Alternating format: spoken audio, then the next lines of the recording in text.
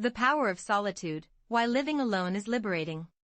Have you ever considered that much of what you've heard about happiness might not be true? We're often raised to believe that life's purpose centers around finding a partner, forming close bonds, and never facing the world alone. Society tells us solitude is something to fear, that being on your own means you're lacking something essential. But what if that's completely backwards? Imagine for a moment that living by yourself is actually the ultimate form of freedom. Think about the possibilities. No more compromising on daily routines, no getting caught up in relationship drama, and no explanation needed when you crave personal space. You're the one steering your own ship, every moment is truly under your control, and your peace becomes your greatest priority. Yet, there's an aspect most people rarely discuss. It's not really being alone that frightens many of us, but rather the idea of facing ourselves without the constant distractions of others. Silence can be intimidating because it forces us to look inward, to come face to face with our authentic selves. However, this is precisely where genuine growth begins. This isn't a new idea.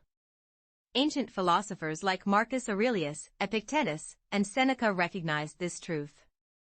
They taught that real inner strength comes not from endlessly seeking company, but from nurturing our own minds and hearts. For them, solitude was not something to simply endure, it was something to welcome. They understood that a person who is unafraid to be alone, who is truly content in their own company, becomes resilient and nobody else can control them. Living alone doesn't have to equal feeling lonely, on the contrary, it is a powerful form of liberation. It grants you the opportunity to develop emotional strength, sharpen your thinking, and become so self-sufficient that no external relationship determines your happiness. It's in this quiet space that you can stop chasing approval from others, and instead begin crafting a life that feels authentic and completely your own. By the time you finish exploring this new perspective, solitude won't seem so intimidating. In fact, you might find yourself drawn to it, eager for the independence and clarity it brings. Once you experience what it's like to live life entirely on your terms, you'll find it hard to accept anything less. So, are you ready to discover the freedom that's been available to you all along? Let's take a closer look. Before we dive in, consider this: there's a subtle yet profound power in not needing anyone else, not because of bitterness or wanting to hide away, but because you've discovered a deep sense of freedom that most people never encounter. This isn't a flashy or boastful kind of liberty, it's steady, unwavering, and immune to the chaos around you. That's the gift of solitude. Solitude doesn't require you to cut ties with the world. Instead, it helps you realize you never lacked anything in the first place. It's in these moments alone that you meet your most genuine self, not the version molded by others' expectations, not the diluted self you become to fit in, but your raw and original identity that thrives when nobody else is watching. When you're alone, there's no need to perform or hide behind masks. You don't have to be endlessly cheerful, agree with everyone, or be emotionally available to anyone but yourself. That's where transformation occurs.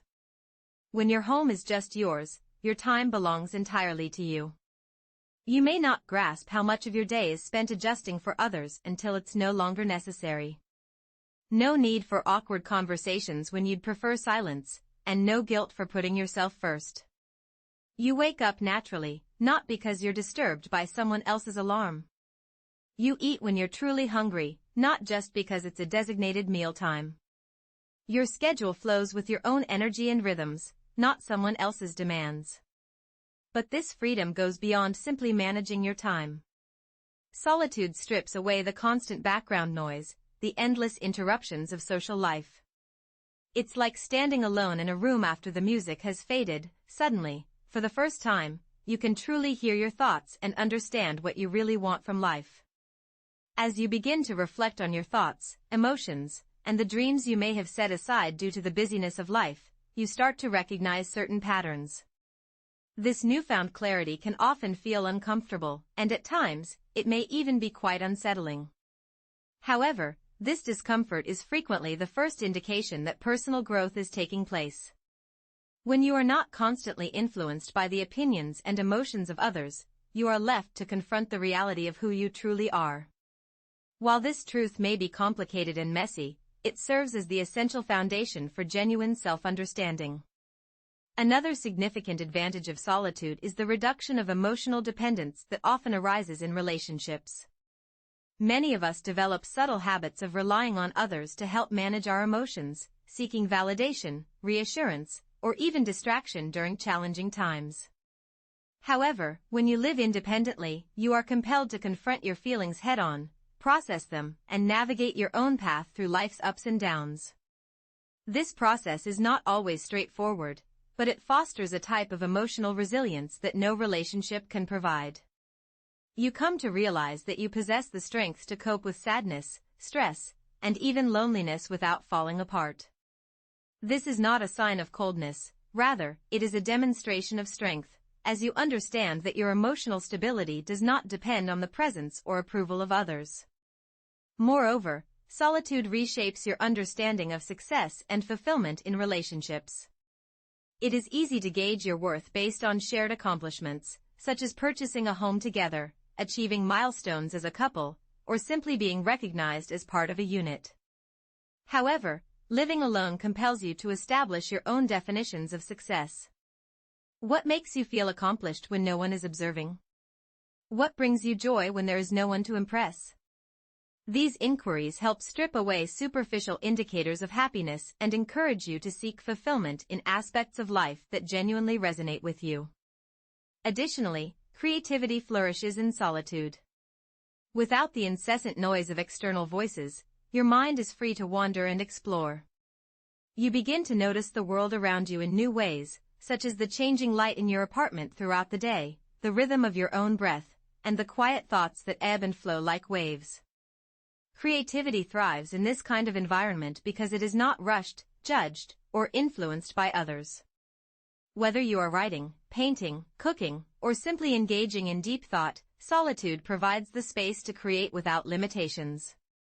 Financial independence is another unexpected benefit of living alone. Relationships often involve shared expenses, compromises regarding spending habits, and financial dependencies that can feel constraining. When you are on your own, you have complete control over your finances. Every dollar you earn, spend, or save is a decision made solely for your benefit. There is a sense of security in knowing that your financial stability does not rely on someone else's job or choices. You can budget according to your priorities, invest in what truly matters to you, and relish the freedom that comes with financial independence.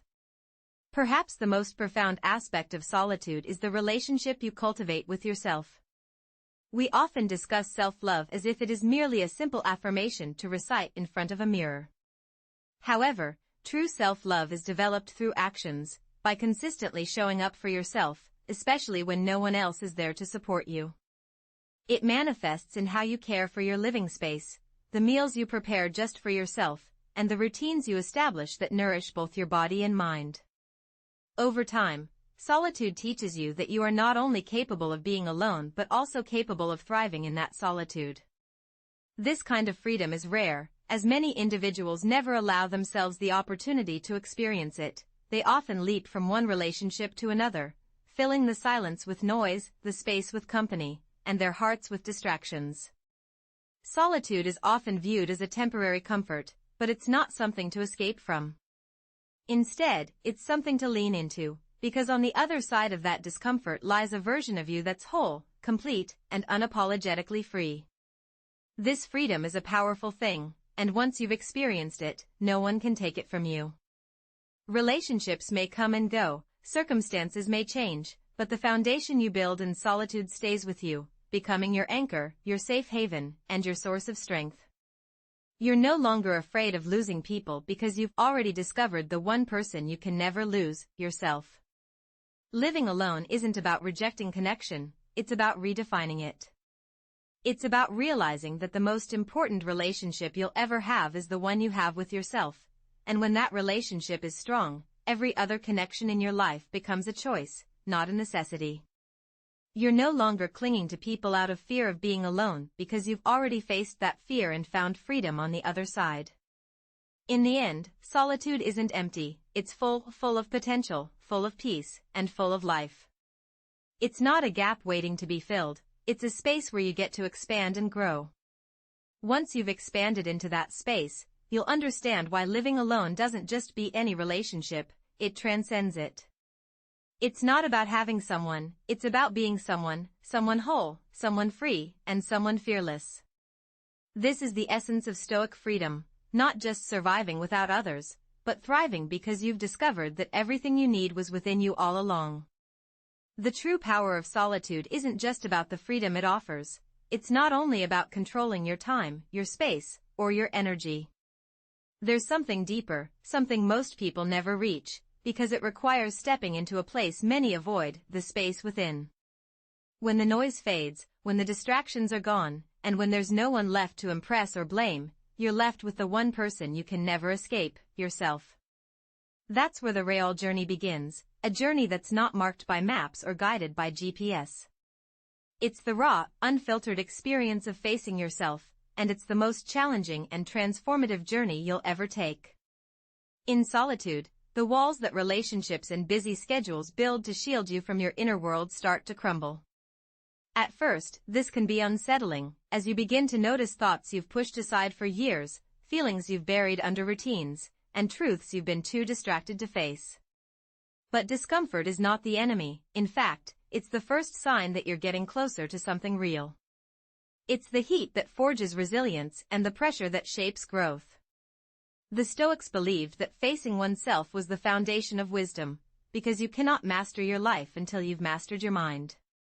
When you're alone, there's no one to validate your choices, no applause for your efforts, and no one to fill the silence with comforting words. This absence forces you to ask difficult questions. What do you believe in when no one's watching? What values guide your decisions when there's no external reward? These aren't questions that come with easy answers. They require honesty, vulnerability, and courage. The courage to sit with the parts of yourself that feel unfinished, uncertain, or even broken is a powerful thing. And this is where solitude becomes your greatest teacher. In the quiet, you start to hear your own voice, not the one shaped by expectations or filtered through the opinions of others, but the one that's authentic, raw, and true. Instead of viewing yourself through the lens of others' opinions, it's crucial to listen to the inner voice that has always been there, waiting to be acknowledged. This is where true self-discovery occurs, not through reading books or seeking advice, but through the unfiltered experience of being with yourself, exactly as you are, free from judgment or distractions. The Stoics didn't merely discuss self-awareness as a philosophical concept, they embodied it as a daily practice. Marcus Aurelius, one of the most influential figures of his era, maintained a journal not to impress others but to gain self-understanding. His writings were not intended to instruct but to reflect, serving as personal reminders rather than public declarations. This raw and honest approach is the essence of facing oneself. It's not about performance or showmanship, it's deeply personal, often messy, and profoundly liberating. In solitude, reflection becomes inevitable. You start to notice patterns in your thoughts and behaviors. Perhaps you realize you've been operating on autopilot, making choices out of habit rather than intention. Maybe you uncover fears you've been avoiding, such as the fear of failure, rejection, or even success. These realizations can be uncomfortable, but they are also the key to growth. You can't change what you refuse to see. Self-discovery isn't about finding something new, it's about uncovering what has always been there, hidden beneath layers of distraction. As you peel back these layers, you begin to understand your emotions more clearly. Instead of reacting impulsively to anger, sadness, or frustration, you learn to sit with these feelings, observing them without judgment. This emotional awareness is a form of mastery, not control in the sense of suppression, but control in the sense of understanding. The Stoics taught that while we can't control what happens to us, we can control how we respond. This response begins with self-knowledge through solitude. Solitude also confronts the illusions you've built about yourself. We all carry stories in our minds, narratives about who we are, what we're capable of, and what defines us. Some of these stories are empowering, but many are limiting. Perhaps you've convinced yourself that you're not good enough, not smart enough, or not strong enough. Maybe you've accepted labels others have given you without questioning them. Solitude provides the space to challenge these narratives, asking if they are truly accurate and, more importantly, who you would be without these stories. As you face yourself, you begin to separate your identity from your circumstances. You realize you're not defined by your job, relationship status, or past mistakes. You're not the roles you play or the expectations you meet. Beneath all of that lies a core self, unchanging, resilient, and whole. This realization is both humbling and empowering. It strips away the superficial layers of identity and connects you to something deeper, something permanent. This connection to your true self fosters a sense of inner peace that doesn't depend on external conditions. It's not the fleeting happiness that comes from achievements or possessions, it's a steady, quiet contentment rooted in self-acceptance. You start to enjoy your own company not because you've convinced yourself it's good enough, but because you've discovered it's more than enough. Solitude stops feeling like an absence of connection and starts feeling like the presence of something profound, a relationship with yourself. This relationship changes everything. It shifts how you approach life, how you handle challenges, and how you interact with others. You stop seeking validation because you've already validated yourself. You stop fearing rejection because you're no longer rejecting parts of yourself. This isn't about arrogance or self-sufficiency to the point of isolation, it's about wholeness. When you take the time to truly confront yourself, you come to the realization that your worth is not influenced by anything external. This self-examination also helps clarify your purpose, not in the grandiose sense of a life mission, but in the straightforward understanding of what truly matters to you, free from the distractions of outside opinions.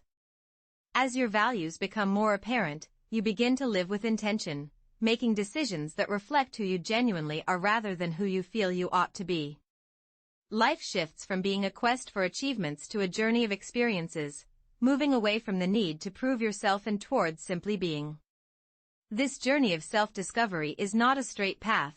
There will be moments when solitude feels burdensome, when silence can be overwhelming, and when introspection raises more questions than it answers. However, these challenges are integral to the process. Growth often comes with discomfort, and clarity may not arrive swiftly. The essential part is to remain present and to continue showing up for yourself, even during tough times. This is what the Stoics referred to as resilience, not merely enduring difficulties but actively engaging with them, learning from the experiences, and emerging stronger. The Stoic path of self-exploration and solitude is not about reaching a specific endpoint, rather, it is about nurturing a way of being that is honest, present, and deeply connected to your inner self. It involves recognizing that the answers you seek are not out there in the world, they reside within you, waiting to be discovered. Solitude does not provide these answers directly, instead, it creates the space necessary for you to hear them.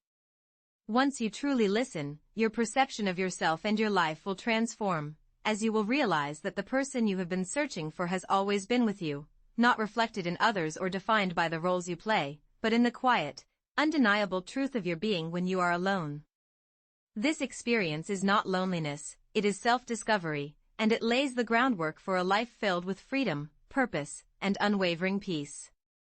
When you finally confront yourself, free from distractions and external noise, something remarkable occurs. You begin to see things with clarity, not just regarding your identity, but also about your genuine needs. Often, you will discover that beneath the layers of ambition, fear, and expectation, there lies a singular desire, peace. This is not the fleeting kind of peace that comes from checking off tasks or escaping on vacations. Rather, it is a deep, unshakable calm that resides within you, untouched by the outside world. Such peace is not achieved through accumulating more connections, accomplishments, or possessions. It is found in the moments where there is nothing left to prove and no one left to please. Living alone transcends mere control over your schedule or personal space. It involves eliminating the constant need to compromise. These compromises may seem minor at first, but they gradually erode your inner tranquility. In relationships, whether romantic, familial, or friendships, there is often an unspoken negotiation taking place. You might find yourself asking, what do I need to sacrifice to keep this person happy, or which part of myself must I suppress to avoid conflict? You may even question how much of your peace you are trading to maintain harmony. However, when you live alone, these negotiations vanish. There is no lingering tension after unresolved arguments, no energy wasted on deciphering someone else's mood, and no silent sacrifices made to maintain peace, because that peace is already present. It is not something you have to strive for, it is the natural state that emerges when external demands fade away.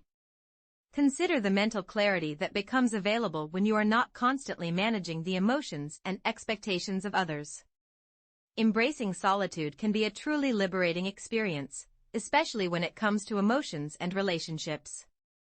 Even the healthiest of relationships often require a certain level of emotional labor, where you're constantly tuned in to the other person's tone, facial expressions, and body language, trying to navigate the complex dance of connection.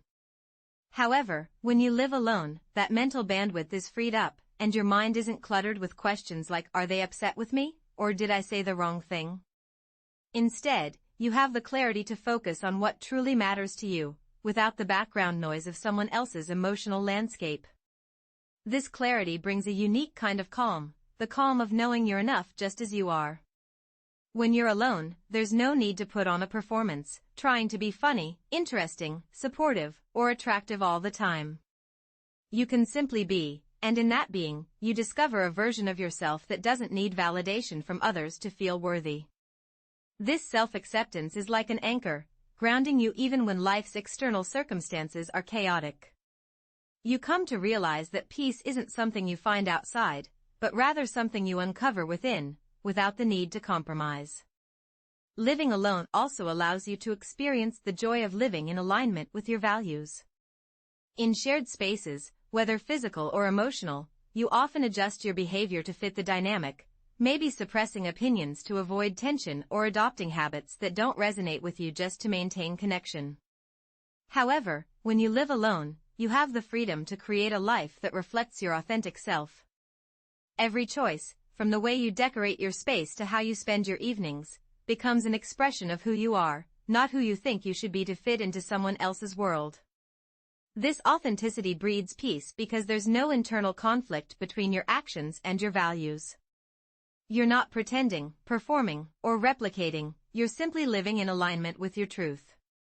This kind of congruence is rare in a world that constantly pressures us to conform, and it's a quiet rebellion against the idea that you need to be anything other than yourself to be happy. Another layer of peace comes from the absence of comparison. Relationships, even the healthiest ones, can subtly trigger comparisons, making you wonder if you're doing enough, if you're as successful, attractive, or interesting as your partner, friend, or sibling. These comparisons create a low-level anxiety that's easy to ignore when you're busy but hard to escape entirely. In solitude, those comparisons lose their power, and you're no longer measuring yourself against someone else's timeline, achievements, or expectations. You define your own success, your own happiness, and your own worth, without the constant influence of others.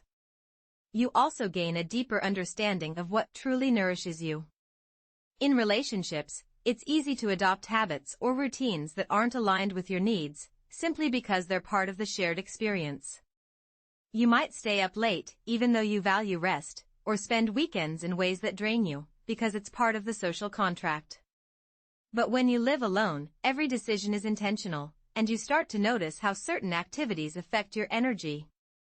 You learn how silence can be restorative and how solitude isn't something to endure but to cherish. Let's not forget the absence of conflict. No matter how loving or understanding a relationship is, conflict is inevitable. Disagreements, misunderstandings, and emotional friction are part of human connection. While conflict can be a tool for growth, it also drains emotional energy. When you live alone, that constant potential for conflict disappears, and there's no tension simmering under the surface, no emotional storms to navigate. The calm isn't conditional on someone else's mood or behavior, it's just there, steady and reliable. In the end, living alone can be a powerful catalyst for self-discovery, growth, and peace. By embracing solitude, you can uncover a deeper sense of self-acceptance, authenticity, and clarity, and you can experience the joy of living in alignment with your values, free from the influences and expectations of others. Living alone can be a truly liberating experience, one that allows you to break free from the unspoken pressures that often come with being in a relationship. When you're part of a couple, there's often an underlying need to prove your worth, whether that's through acts of service, emotional support, or personal achievements. This can be a heavy burden to carry, as you may find yourself constantly wondering if you're meeting your partner's expectations, if you're doing enough, or if you're enough for them. But when you live alone, that question simply disappears. You are enough, simply because you exist. There's no scoreboard, no silent competition, and no emotional ledger keeping track of who's giving or receiving more. This shift in perspective can be incredibly empowering, as it allows you to live life on your own terms, guided by your own inner compass. You're no longer living reactively, adjusting your behavior to meet someone else's needs or expectations. Instead, you're living proactively, making decisions that are clear and unclouded by the need to consider how they'll affect someone else.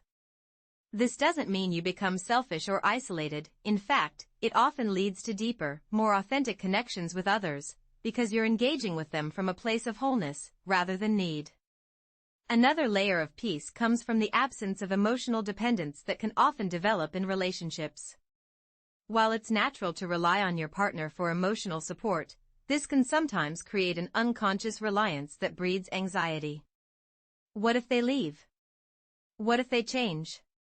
When you live alone, you're forced to become your own emotional anchor, learning to comfort yourself, process your feelings without external validation, and find stability within.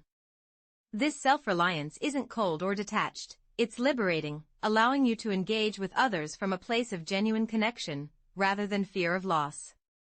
Solitude also fosters a deeper connection to the present moment.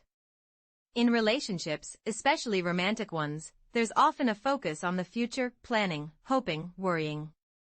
This forward-looking mindset can create anxiety, because the future is inherently uncertain. But when you live alone, you naturally shift into a more present-centered way of being. Your focus isn't on managing a shared future, but on fully experiencing the now. This mindfulness isn't something you have to practice consciously, it becomes a natural byproduct of solitude. You notice the small details of your day, the way sunlight moves across your floor, the comfort of your favorite chair, the simple pleasure of a quiet cup of tea. In this space, you also develop a stronger connection with your intuition. When you're constantly surrounded by others, it's easy to lose touch with your inner voice. External opinions, even well-meaning ones, can drown out your own instincts. But in solitude, that voice grows louder and clearer. You start to trust yourself more, making decisions based on what feels right for you, rather than what's expected. This self-trust is a powerful source of peace, because you no longer second-guess your path. You know that you're guided by your own inner wisdom, not the shifting opinions of the world around you. Ultimately, the peace that comes from living alone isn't fragile, it's not dependent on circumstances, other people, or external achievements. It's a deep, steady undercurrent that runs through your life, grounding you even when things get hard. It doesn't mean you'll never feel lonely, sad, or anxious, but it does mean you'll have a solid foundation to return to, a quiet place within yourself that no one can disturb. This kind of peace isn't flashy or dramatic, it doesn't announce itself with grand gestures or life-changing epiphanies. It's subtle, like the gentle rhythm of your own breath. But once you've felt it, truly felt it, you'll realize it's the most profound and lasting kind of peace there is. The most precious possession you have ever owned is something that was never out there waiting to be discovered. It has always been within you, patiently waiting for the distractions to quiet down so it could finally be acknowledged. When you uncover the profound and steadfast tranquility that solitude offers, it does more than just calm your thoughts, it nurtures a subtle awareness within you. This awareness blossoms into a realization that you possess the strength to stand independently. The serenity you have found is not merely the absence of noise or conflict, it is the initial indication of something much more powerful taking root within you. Self-reliance, which is the foundation of this inner strength, is a beautiful state of being, but it becomes even more formidable when it is supported by an unyielding base. This is where the concept of self-reliance comes into play. It does not mean rejecting assistance or isolating yourself from the world. Rather, it involves creating a life where your sense of security, purpose, and confidence is not dependent on anyone or anything external to you. At its essence, self-reliance is the ability to have complete faith in yourself, to understand that regardless of the challenges life presents, you possess the capability to navigate through them. This journey is not solely about enduring difficult times. It is about flourishing because you have cultivated inner resources that are so robust that external situations cannot easily destabilize you. The Stoics had a profound understanding of this principle. They believed that true freedom arises not from trying to control the external world but from mastering your internal landscape.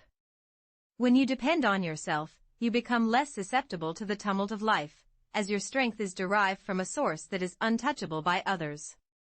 Self-reliance begins with taking responsibility, not the burdensome kind that feels like a heavy load on your shoulders, but the liberating kind. Accepting responsibility for your own life means you stop waiting for someone else to rescue you, fix your problems, or make things easier. You come to realize that while you cannot dictate every event that occurs, you can control your reactions to them. This shift in mindset is transformative, as it places you back in control of your own life. No longer will you blame circumstances, other individuals, or bad luck. It is solely you who takes full ownership of your choices, your personal growth, and your future. However, developing self-reliance is not an overnight process. It is shaped through experiences that compel you to depend on yourself, often in situations where you might have previously sought help from others. It is during those moments when you resolve an issue without seeking advice, when you confront your own discomfort instead of looking for distractions, and when you navigate uncertainty without seeking reassurance from someone else. These instances may seem insignificant at first, but they accumulate, building layer upon layer of confidence until you realize that you have transformed into a person who does not falter when faced with adversity. Living alone can significantly expedite this process, as it naturally removes the safety nets we often rely on without even realizing it. There is no one else to take care of practical matters such as fixing things when they break, managing finances, or making decisions. Beyond the logistical aspects, solitude also eliminates the emotional support systems we often depend on. There is no one to constantly reassure you when self-doubt creeps in, nor anyone to distract you when you are feeling low. Initially, this can be quite challenging, but over time, it becomes empowering as you begin to recognize that you are capable of handling much more than you previously believed. Financial independence is one of the most concrete manifestations of self-reliance. When you live alone, every financial decision rests on your shoulders. You are accountable for budgeting, saving, and ensuring that your needs are met. While this responsibility can feel daunting, it is also incredibly liberating. You learn to manage your finances not out of fear, but out of a deep respect for your own stability. When making decisions, focusing on your personal values rather than others' expectations fosters financial independence. This mindset highlights that you don't need to rely on external validation for security, which is empowering in a world where success is often tied to relationships or external achievements. Emotional self-reliance is equally vital. It means managing your feelings without constantly seeking approval or support from others. It doesn't mean you never ask for help, but rather that you're capable of reflecting on your emotions, understanding them deeply, and working through them alone. This inner strength creates a stable foundation, a safe space to return to no matter what challenges arise. Decision-making is another area where self-reliance shines. When used to depend on others for guidance, acting alone can feel intimidating. However, over time, trusting your instincts becomes second nature. You stop doubting yourself because experience has shown you can make sound choices. Mistakes are inevitable, but they become part of the learning process, not proof of failure. This shift in perspective is liberating. It allows you to take risks, try new things, and grow without fear of falling short. Self-reliance also deepens self-awareness. When you're not swayed by others' needs, opinions, or pressures, you begin to recognize what truly matters to you. Questions like what values guide me, or what brings me joy, become easier to answer because you're not filtering your thoughts through someone else's lens. This clarity helps you build a life that reflects your true self, not societal expectations. Physical self-reliance, though often overlooked, plays a crucial role. Taking charge of your health through exercise, nutrition, and self-care reinforces your ability to meet your own needs. You don't depend on others to motivate you to stay healthy or to care for you when you're unwell. Becoming your own caretaker strengthens your sense of competence and control. In relationships, self-reliance brings freedom. When you're not reliant on others to fulfill emotional or practical needs, your connections shift from obligation to choice. You're with someone because you genuinely enjoy their presence, not because you fear loneliness or need what you can't provide for yourself. This dynamic fosters healthier, more authentic bonds rooted in mutual respect rather than dependency. Self-reliance also builds resilience. Life is unpredictable, and challenges are unavoidable. But when you've built a strong foundation within yourself, you're better equipped to handle setbacks. You don't crumble under pressure because you know you've navigated tough times before and can do it again. Resilience isn't about ignoring hardship, it's about having the tools to face it, process it, and emerge stronger. Spiritual self-reliance can also be part of this journey. Even if you're not religious, it's about connecting to something greater than yourself, purpose, meaning, or inner peace that doesn't depend on external circumstances. This could come from nature, creativity, or personal growth, offering a sense of stability that transcends fleeting situations. Self-reliance is fundamentally about believing in your own resilience, no matter what form it takes. This inner strength provides a sense of stability that goes beyond the daily ups and downs of life. Living alone teaches you to find fulfillment from within, in a world that constantly promotes the idea that happiness comes from external sources like career success, relationships, or material possessions. Self-reliance flips this script, showing you that true fulfillment comes from living in alignment with your values, pursuing your passions, and growing as a person. You stop chasing happiness externally because you've discovered it within yourself. This doesn't mean you become completely self-sufficient in the sense that you never need anyone. Human connection is important, and there's strength in knowing when to ask for help. The difference is that you're not dependent on others for your sense of self. You're whole on your own, and any support you receive is an addition to your life, not the foundation of it. The process of building self-reliance isn't always easy. There will be moments of doubt, fear, and loneliness, but these moments are part of the growth. They're the crucible in which your resilience is forged. Each challenge you face and overcome adds to your inner strength. Over time, you look back and realize that the person you've become is someone you can rely on no matter what. And that's the ultimate freedom, not the absence of challenges, but the unshakable confidence that you can face them. It's the knowledge that you don't just survive on your own, you thrive. You're not waiting for life to happen to you or for someone to save you. You're actively creating your own life, grounded in the belief that you are enough just as you are. Self-reliance isn't about isolation or independence for its own sake, it's about empowerment. It's about standing in your own strength, trusting your own voice, and knowing that no matter where life takes you, you've got your own back. And once you've built that foundation, there's nothing in the world that can take it away from you. When you've built the kind of self-reliance that feels unshakable, something remarkable happens. You stop living life on autopilot. You no longer move through your days trying to fit into spaces that don't feel like yours. You realize that self-reliance isn't just about trusting yourself in tough situations, it's about creating a life that's entirely your own, down to the smallest detail. The place where this transformation becomes most visible isn't just in your mindset, it's in your space. The environment you live in starts to reflect the person you've become inside. This isn't just about decor or design, it's about claiming ownership over your life in a way that feels personal and true. When you live alone, you're not just managing a household, you're curating a space that mirrors your identity, your values, and your desires without compromise. It's the freedom to shape your environment in a way that nurtures your growth, fuels your peace, and reinforces the life you've chosen to live. Think about what happens when you share a space with others. Even in the best relationships, there's a constant negotiation over how that space is used, decorated, and maintained. Compromises become part of the daily routine, small adjustments here and there that eventually add up. You might ignore that piece of furniture you never liked because someone else loves it, or tolerate habits that don't align with your rhythm because it's easier than creating conflict.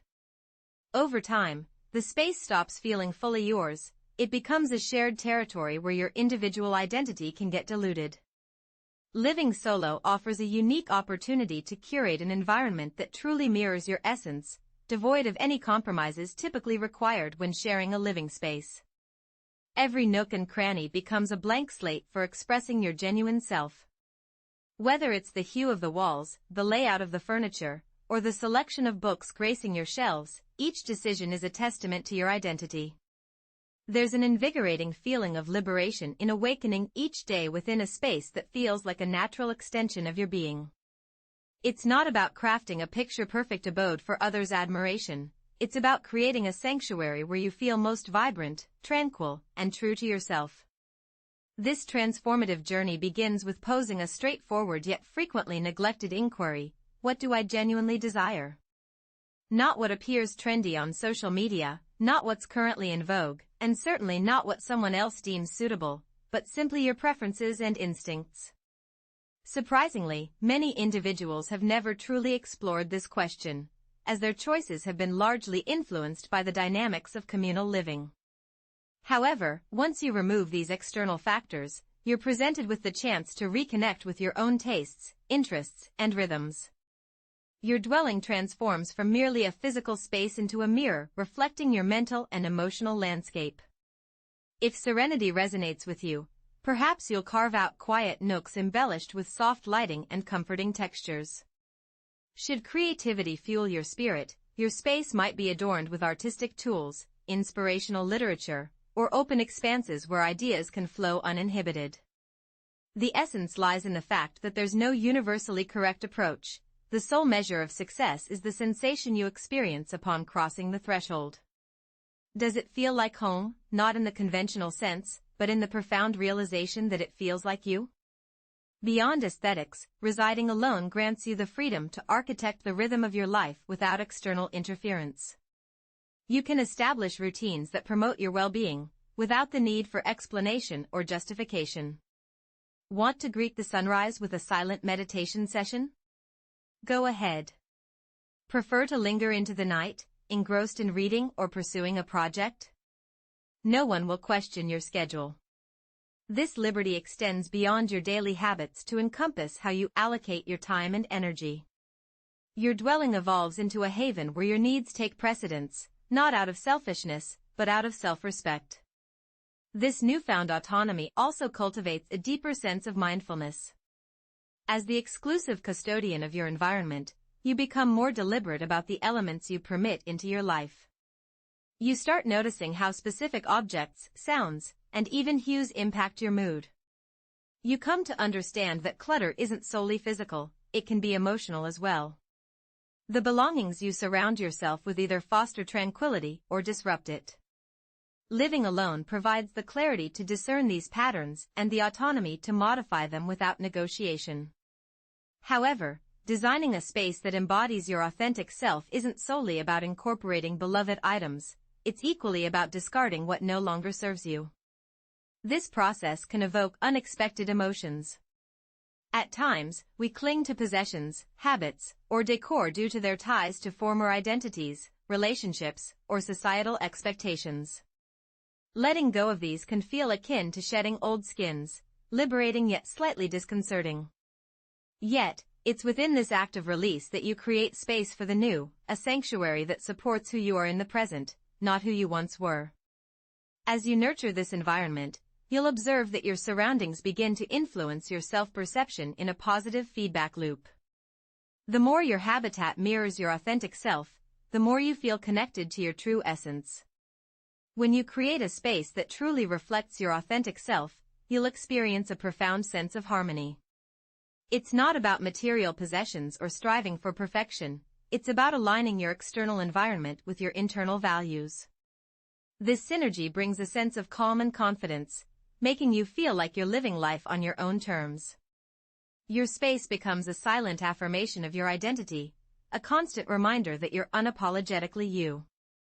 As you cultivate this authenticity, you'll notice a remarkable shift in how you show up in the world. You'll no longer feel the need to perform, prove, or pretend.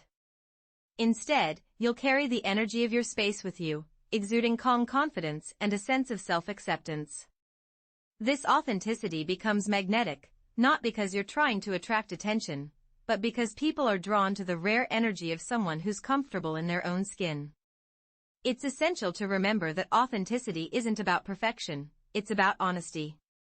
Your space doesn't need to be flawless, it's okay if it's a work in progress, just like you. What matters is that it reflects your journey, not a curated display for others. The imperfections, the quirks, and the personal touches, like that chipped mug that holds memories or the stack of books you're halfway through, are what make your space feel alive. Living alone can also teach you to find comfort in solitude, as your environment becomes a companion in its own way. The quiet isn't empty, it's filled with your presence. You're not coming home to an absence, you're coming home to yourself. This shift in perspective transforms solitude from something to be endured into something to be celebrated.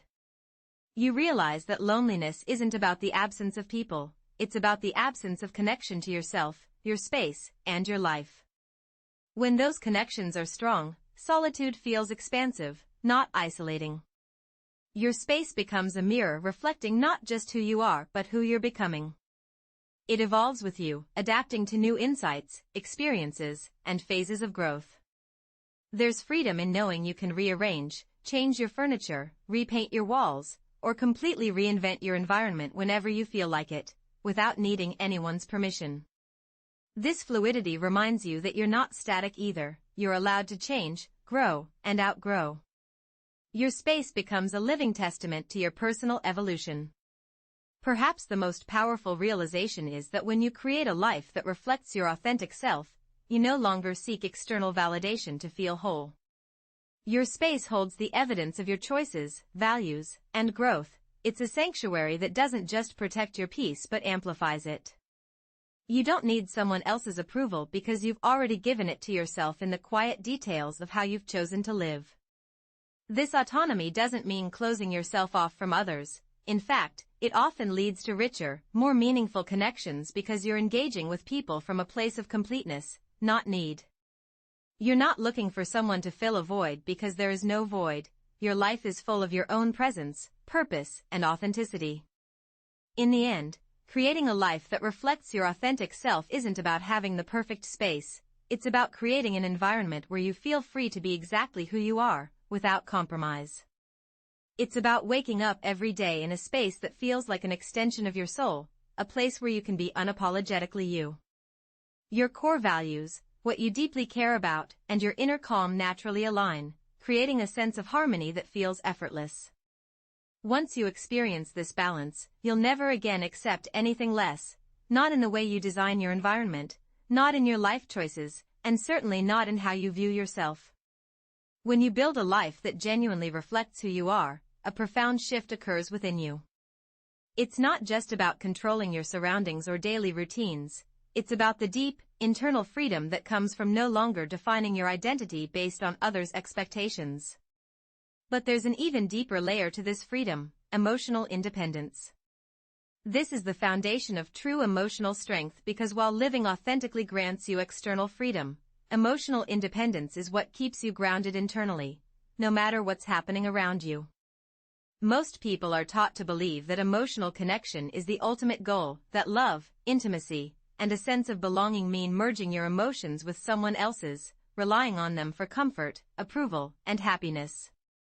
However, the reality is that depending on someone else for emotional stability is like building a house on shifting sand. It might seem solid for a time, but eventually, the ground will shift. People change, relationships evolve, and life brings unexpected challenges.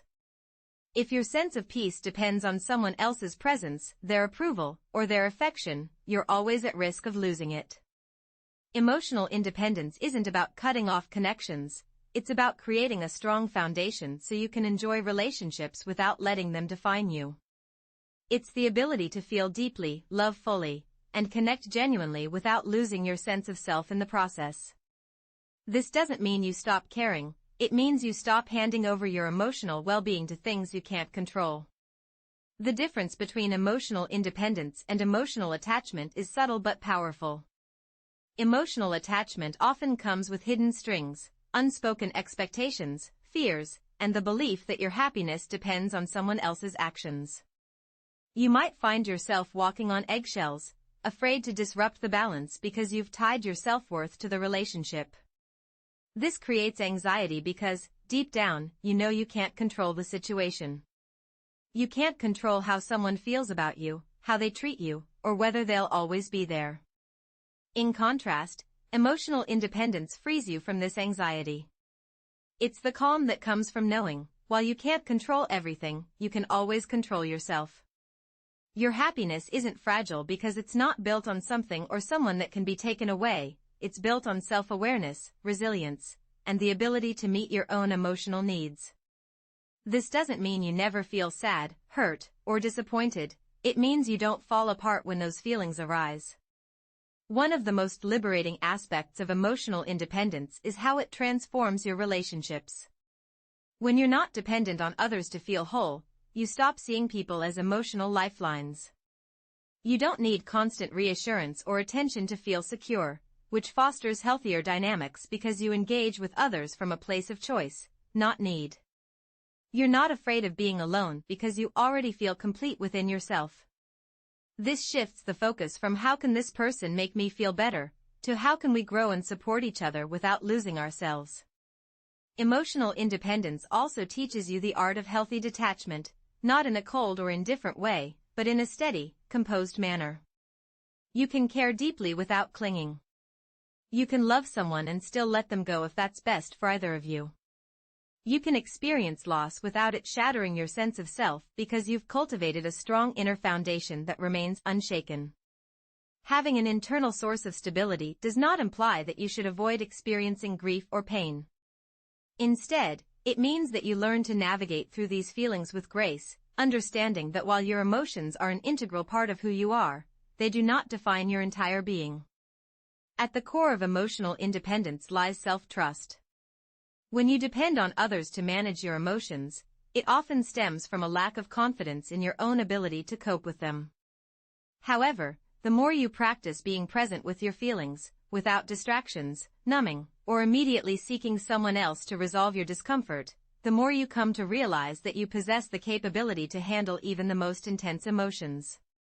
This growing self-trust evolves into a quiet confidence that helps you weather the ups and downs of life. Another crucial element of emotional independence is the ability to validate your own experiences. Many individuals seek validation from others because they have been conditioned to think that their feelings are not real or significant unless acknowledged by someone else. The reality is that your emotions are valid simply because you experience them. You do not need anyone's permission to feel sad, angry, or joyful, nor do you require someone else's agreement to recognize that your perspective matters. By ceasing the pursuit of external validation, you create room for authentic self-acceptance. Emotional independence also transforms your response to rejection and criticism. When your self-worth is not contingent upon the opinions of others, rejection no longer feels like a personal failure, it becomes merely information, feedback regarding someone else's preferences, circumstances, or perceptions, none of which diminish your intrinsic value. This does not imply that you become immune to hurt feelings, rather, it means that you do not allow those feelings to define you.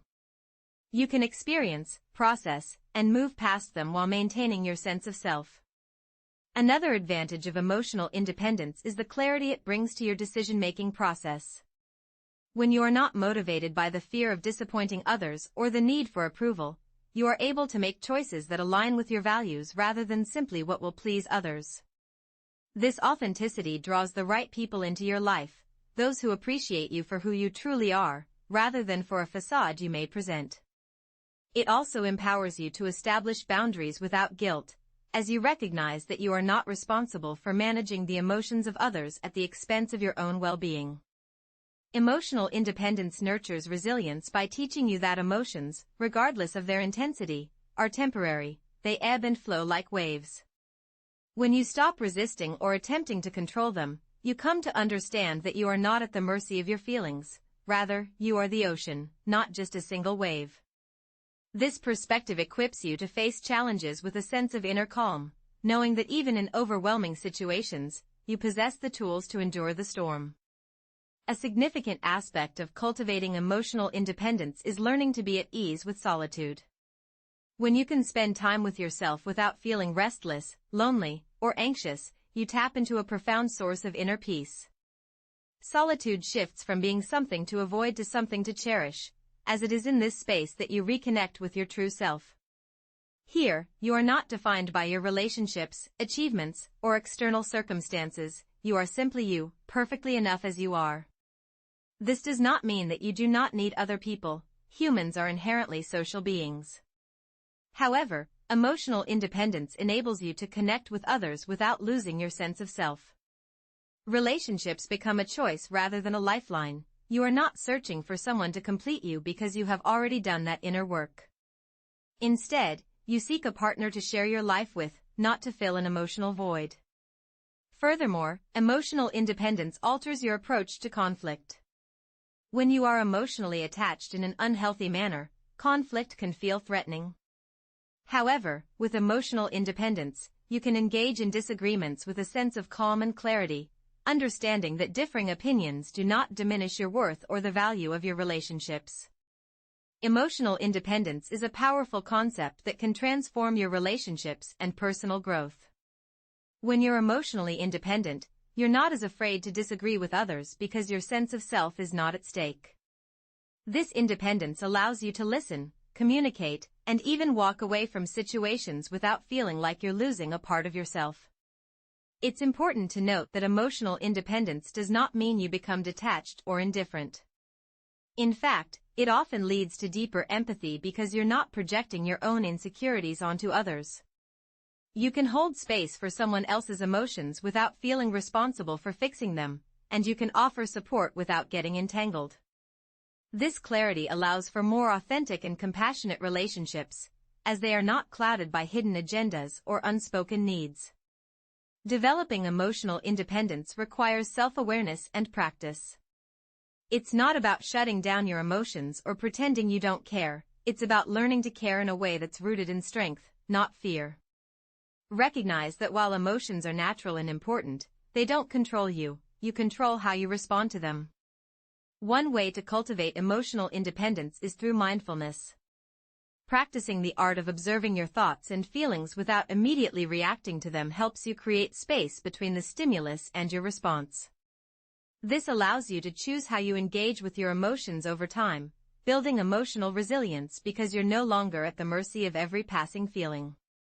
Another powerful tool is self-reflection. Taking time to understand the patterns in your emotional responses helps you identify triggers, beliefs, and habits that might be undermining your independence. Journaling, meditation, or simply sitting quietly with your thoughts can reveal insights that help you break free from old emotional dependencies. Ultimately, emotional independence is about freedom, the freedom to feel deeply without fear, to connect without losing yourself, and to live authentically without needing constant reassurance from the outside world. It's the quiet confidence that comes from knowing that no matter what happens, you've got your own back. Once you've experienced this kind of freedom, you'll never want to give it up. It's not just a way of managing emotions, it's a way of living a life where you're whole, complete, and unshakably grounded in who you are, with or without anyone else. When you've built emotional independence, you no longer need external validation to feel secure. You've learned to stand on your own, manage your emotions, and find peace within yourself. However, there's another layer to this journey: how you navigate life's countless decisions without the weight of external influence. This is where the art of self-negotiation comes in. Even when you've mastered emotional independence, the real challenge is learning to make decisions that are truly yours, not shaped by the silent expectations of society, family, or the lingering echoes of past experiences. Self-negotiation is about having honest conversations with yourself. It's the internal dialogue where your values meet your desires, where logic challenges emotion, and where you find clarity in the midst of life's complexities. The truth is, most people are better at negotiating with others than they are with themselves. They know how to compromise, persuade, or stand their ground in external conflicts, but when it comes to personal decisions, they often default to habits, fears, or the need to please others. They don't realize that the hardest negotiations aren't with the outside world, they're with the voice inside their own mind. When you live alone and embrace solitude, this internal dialogue becomes impossible to ignore. There's no one to defer to, no distractions to drown out your thoughts. This solitude forces you to confront your true desires and values, making it easier to make decisions that align with who you are. When you strip away the distractions and external influences, you're left with the raw, unfiltered reality of your own mind. This can be both a daunting and liberating experience. Self-negotiation forces you to take full ownership of your choices, which means you can't shift the blame onto others when things don't go as planned. But it also means you get to bask in the glory of your successes, knowing they were born from decisions that were truly yours. The first step in mastering self-negotiation is developing self-awareness. You can't make informed decisions if you don't understand what drives you. Are you making this choice because it aligns with your values, or because you're afraid of disappointing someone?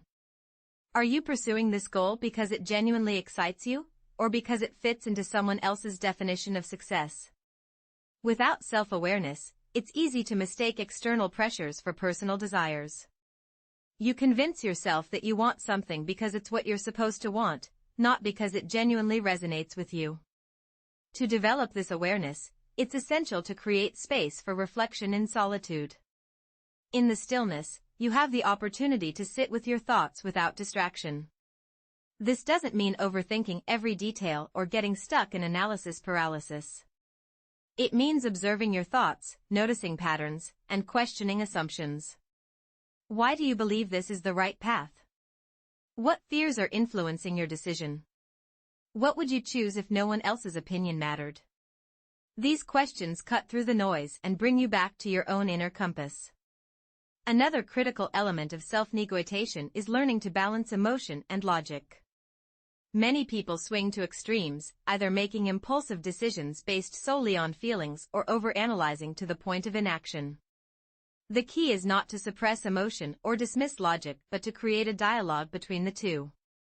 Your emotions provide valuable information about what matters to you, while your logic helps you evaluate the consequences and feasibility of your choices. Self-negotiation is about letting both voices be heard and finding a decision that honors both your heart and your mind. One powerful technique in self-negotiation is reframing your internal dialogue. Instead of thinking in terms of should and have to, shift to choose to and want to. This simple change in language reminds you that you're the one in control. You're not a passive participant in your life, you're the one steering the ship, even when circumstances are beyond your control. You still get to choose how you respond. This mindset shift can be incredibly freeing because it reinforces the idea that you are not a victim of your circumstances, you are the author of your story. Another important aspect of self-negotiation is recognizing when fear is disguising itself as logic. Fear is a master of disguise, often showing up as practical concerns or rational thinking, convincing you to play it safe, avoid risks, or stick with the familiar. But growth rarely happens in your comfort zone. Part of effective self-negotiation is learning to identify when fear is holding the pen and deciding whether it deserves that power. This doesn't mean recklessly ignoring all risks, it means evaluating whether the fear is genuinely protecting you from harm or just protecting you from discomfort. Setting clear personal values is another foundation of strong self-negotiation. When you're clear on what matters most to you, decisions become easier because you have a framework to guide you. Your values act like a compass, pointing you in the right direction, even when the path ahead feels uncertain. For example, if you value freedom, you'll likely prioritize choices that align with that value. By recognizing your values, you'll be better equipped to make decisions that align with your true desires, rather than external expectations. When it comes to making career or relationship decisions, your values act as a compass. Someone who prioritizes security might choose a stable job or a long-term partnership, while another person might embrace uncertainty for the sake of growth or excitement. Without clear self-awareness, it's easy to get caught in a tug-of-war between others' expectations and your own instincts. One of the core challenges of self-negotiation is navigating internal conflicts. It's natural to feel torn between competing desires, like wanting a predictable life but also craving spontaneity, or seeking deep connections while safeguarding your independence. The goal isn't to erase these tensions but to decode what they reveal about you. Often, these opposing needs aren't mutually exclusive. For example, you might find a job that offers both stability and opportunities for creative projects, or build a relationship that balances togetherness with personal space. The key is to explore creative solutions that honor both sides of the equation. A common pitfall to avoid is perfectionism. Many people delay decisions because they're waiting for the ideal choice, one with zero risks, no downsides, and guaranteed success. But such a scenario is rare. Self-negotiation means accepting that every decision involves trade-offs. Instead of chasing perfection, focus on options that align with your current priorities and available information. This doesn't mean settling, it means recognizing that progress often trumps perfection. For instance, launching a side hustle with moderate risk might feel better than endlessly waiting for the perfect opportunity. Another crucial aspect of self-negotiation is setting firm boundaries with yourself. Without clear non-negotiables, it's easy to slip into habits that sabotage your goals. Whether it's protecting your time, prioritizing health, or sticking to commitments, boundaries are about holding yourself accountable. This becomes even more vital when you're living independently, as there's no external system to enforce discipline. You become both the designer and the builder of your life. A deeper layer of self-negotiation involves distinguishing between instinct and impulse. Instinct is a quiet, steady inner voice that aligns with your core values and long-term vision. Impulse, on the other hand, is reactive, driven by fleeting emotions or external pressures. The trick is creating space between feeling an urge and acting on it. If the desire fades with time, it was likely an impulse. If it persists after reflection, it's probably instinct. For example, wanting to quit a job after a bad day might be impulsive, but realizing you've been unhappy for months could signal a deeper truth. Decision fatigue is another obstacle. Constantly weighing choices, big or small, drains mental energy and clouds judgment. To combat this, simplify your life by automating routine tasks or creating habits for mundane decisions. This frees up mental bandwidth for what truly matters, like career moves or major life changes. Think of it as strategic efficiency, not rigid control. Self-negotiation also demands honesty about your motivations. Sometimes we convince ourselves we're making a choice for one reason, e.g., I want to travel, when the real driver is fear of failure or a need for validation. Radical self-honesty can feel uncomfortable, but it's essential for aligning decisions with your authentic self. Lastly, remember that self-negotiation isn't a one-time task. Life is fluid, and your values, goals, and needs will shift over time. A decision that felt right a year ago might not serve you now. Regular check-ins, asking questions like, is this still working for me, or does this still feel true? Keep you grounded. Mastering this process builds confidence. Every time you make a choice that honors your values, you reinforce trust in your ability to navigate life's complexities with clarity and purpose. Every time you choose growth over comfort, you're reinforcing your belief in your own ability to lead your life.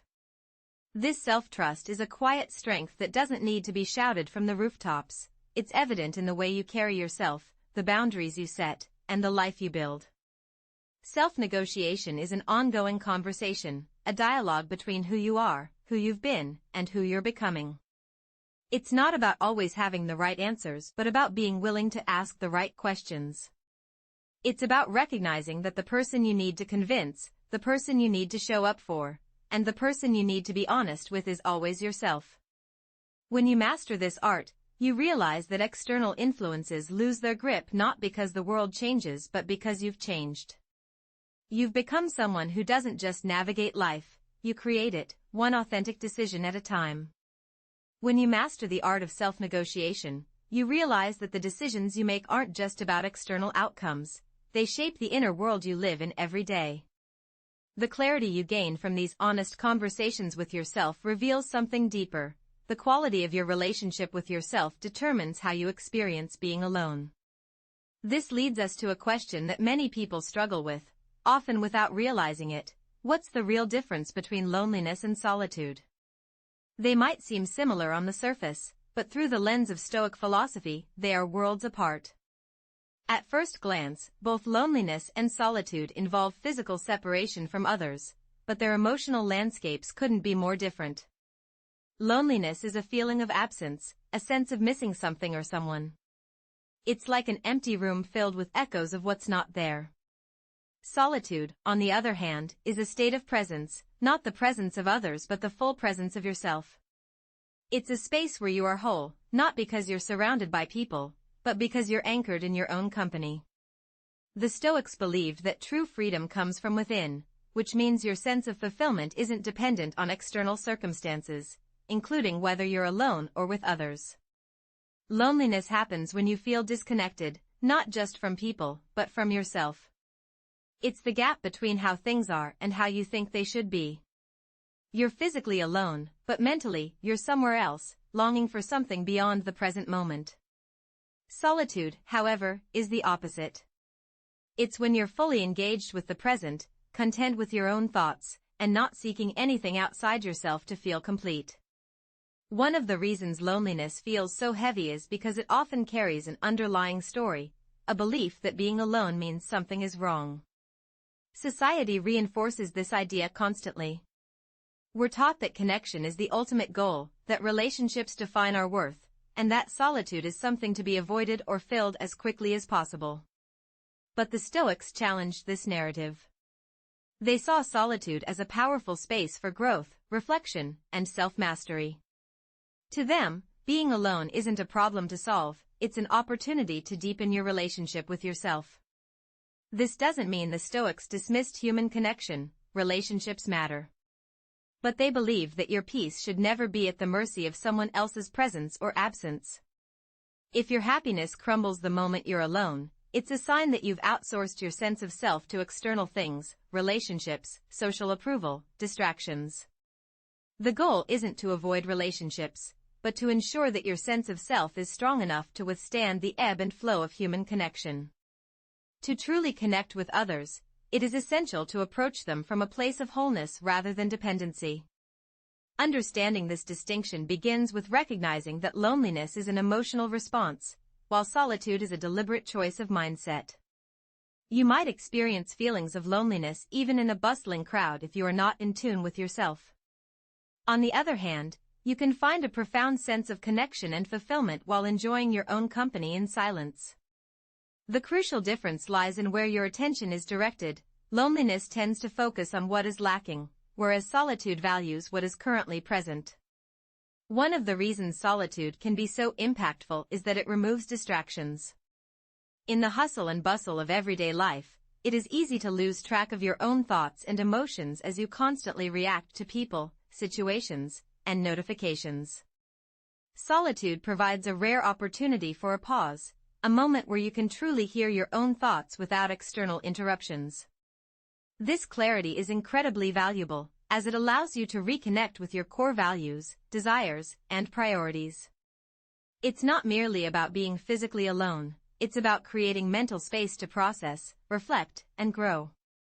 However, embracing solitude can be challenging, especially if you are accustomed to filling every quiet moment with noise, whether that be through social media, conversations, or constant activity. The initial discomfort that often accompanies solitude arises from confronting thoughts and feelings you may have been avoiding. This is where the Stoic philosophy can be particularly transformative. Stoics taught that discomfort should not be avoided but rather embraced as a learning opportunity. The unease you experience in solitude is not an indication that something is wrong. Rather, it serves as a signal highlighting areas within yourself that require attention. By sitting with these feelings instead of numbing them, you begin to understand that loneliness does not stem from the absence of others, but from a lack of connection with yourself. This realization can be both liberating and challenging, as it suggests that the remedy for loneliness lies not in seeking out others, but in nurturing a richer inner life. This does not imply that you should never seek connection with others. Instead, it shifts your perspective from trying to fill a void to sharing from a place of abundance. One of the most significant transformations that occur when you embrace solitude is that you stop fearing your own company. Many individuals keep themselves busy, not necessarily out of productivity, but due to a fear of what might arise in moments of stillness, thoughts, regrets, or insecurities.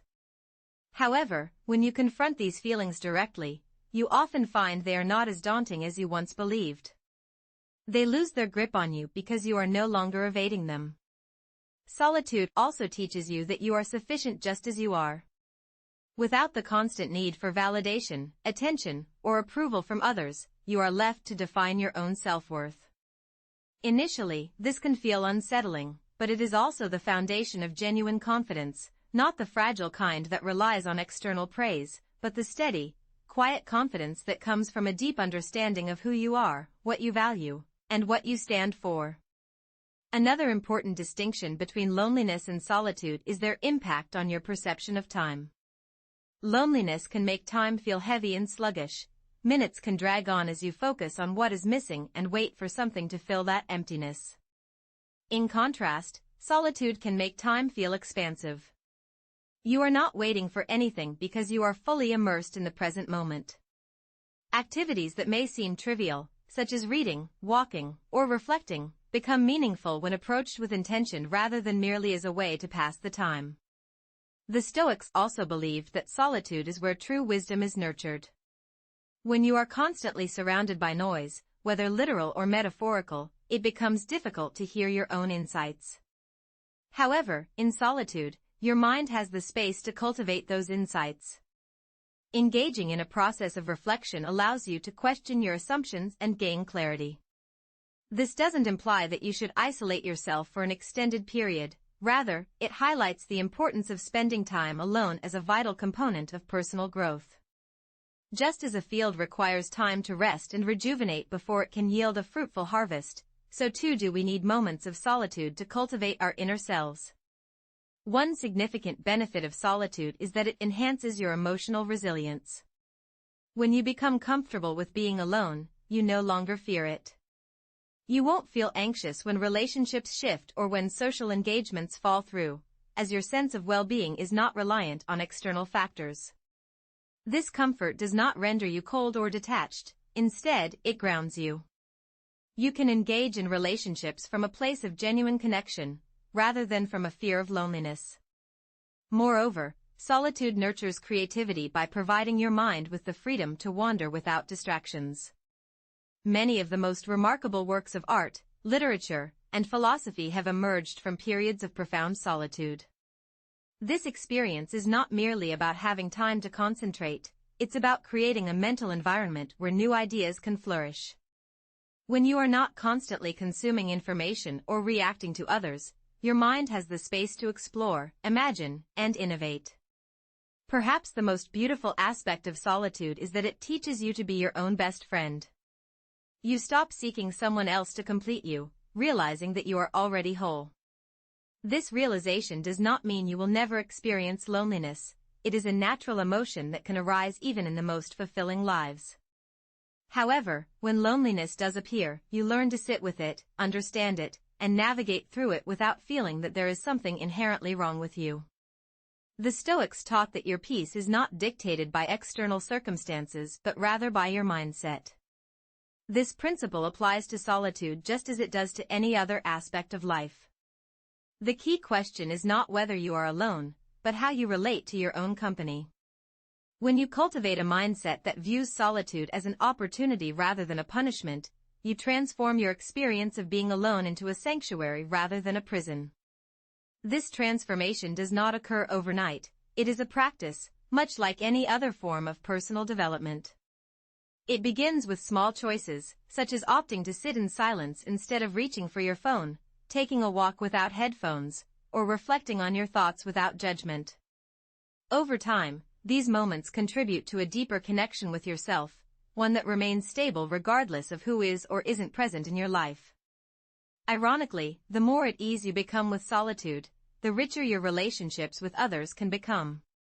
You are not connecting out of neediness or fear of being alone. Instead, you are engaging from a place of authenticity and abundance. You won't lose yourself in relationships because you have already discovered who you are in solitude. Ultimately, loneliness is an emotion, while solitude is a skill, a mindset that you can develop and a space you can return to, regardless of the challenges life presents. Through a Stoic perspective, solitude is not merely the absence of others, it is the presence of your true self, fully, deeply, and unapologetically you.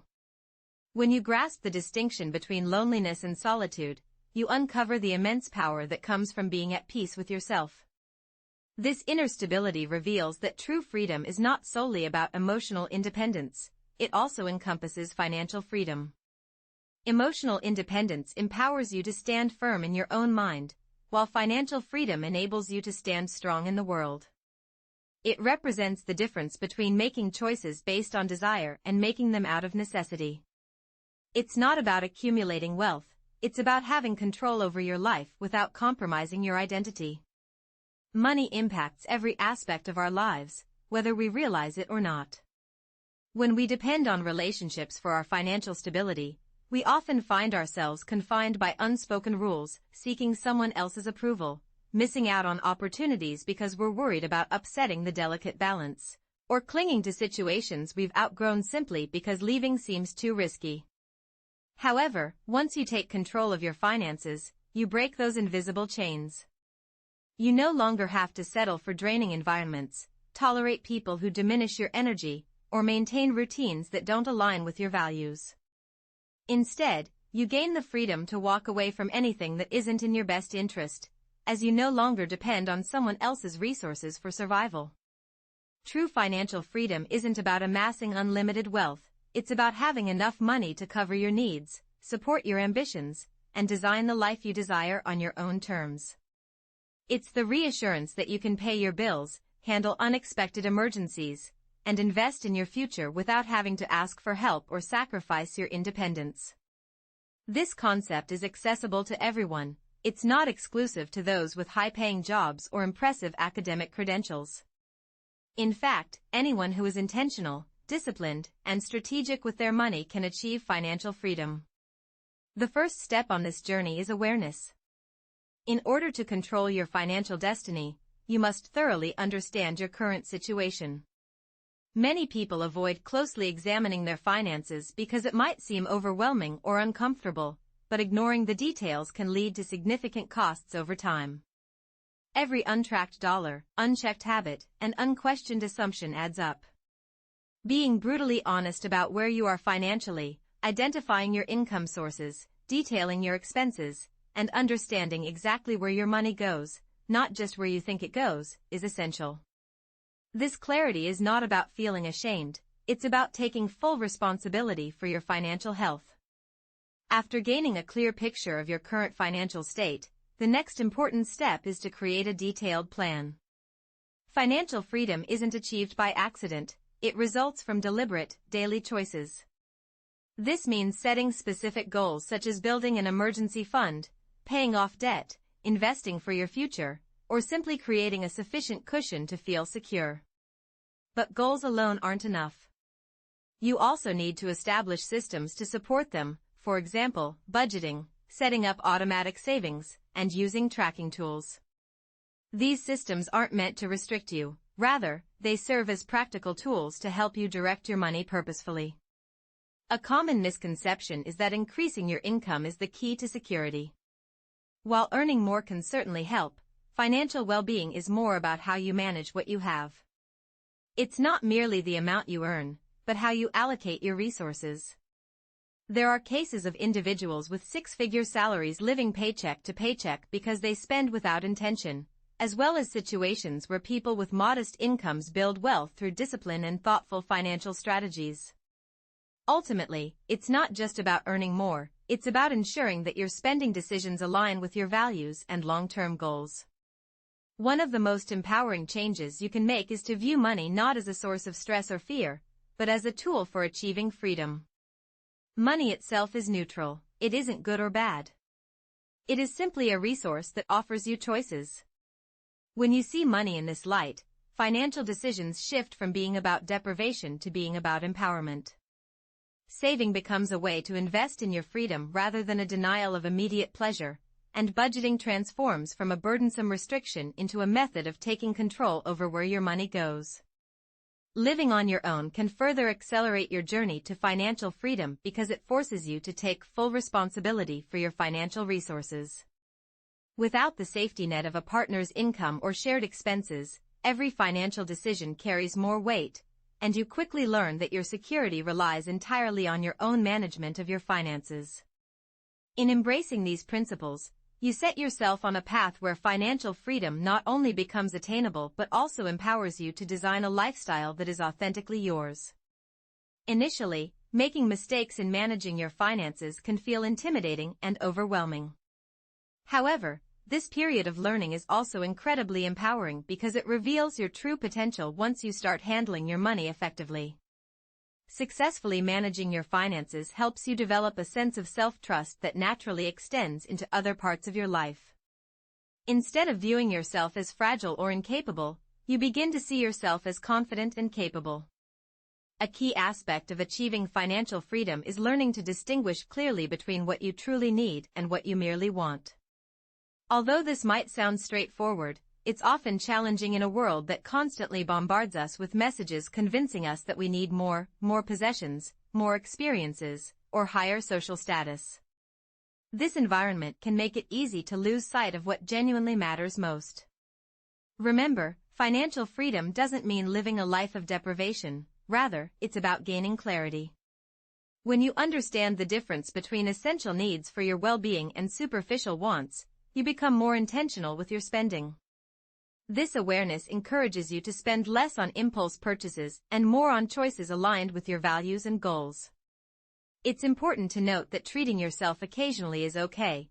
What matters is that those treats are deliberate choices rather than reactions to stress or emotional triggers. Debt can be one of the biggest hurdles on the road to financial independence because it can create the illusion of control while secretly restricting your options.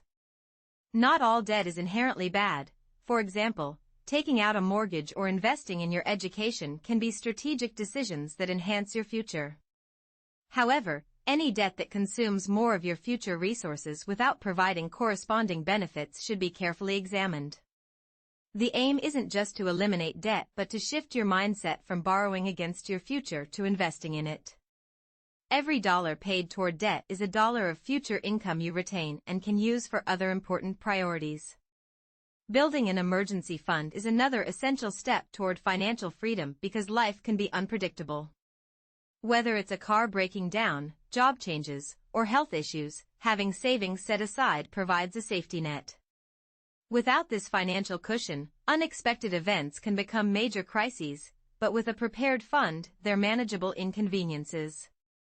An emergency fund isn't just about money, it's about gaining peace of mind, knowing you can face surprises without rushing to compromise your values or feel overwhelmed. Establishing boundaries is also crucial, not only with others but also with yourself.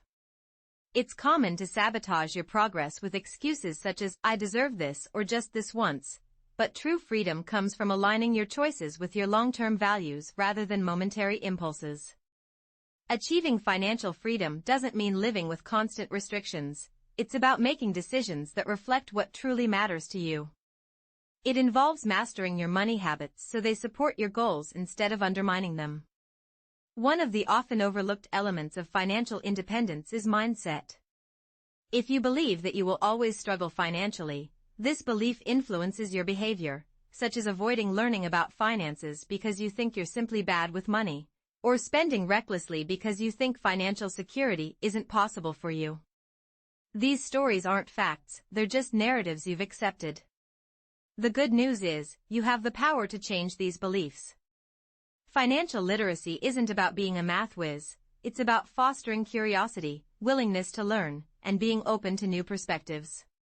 Investing in yourself is also vital. This doesn't necessarily mean spending money, but rather dedicating your time, energy, and focus to developing skills, gaining knowledge, and cultivating habits that increase your ability to earn, save, and grow your money. The more you invest in your personal development, the less dependent you become on external circumstances. Whether it's learning a new skill, improving your health, or becoming more self-aware, these investments compound over time just like financial investments.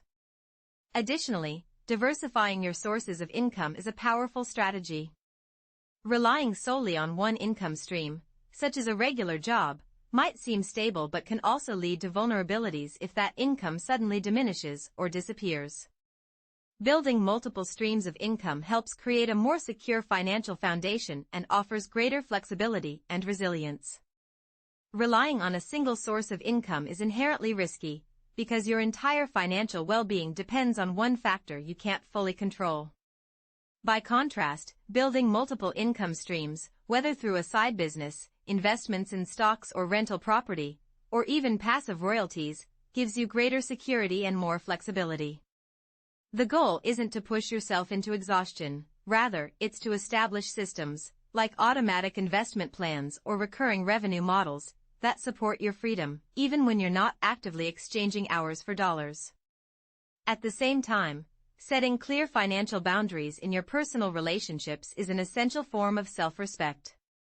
Money often becomes a way for people to seek attention or create emotional obligations, whether that's from family members, friends, or romantic partners. Simply put, you don't owe anyone unlimited access to your resources just because they expect it. True generosity is most beautiful when it flows from abundance and choice, not from guilt or fear.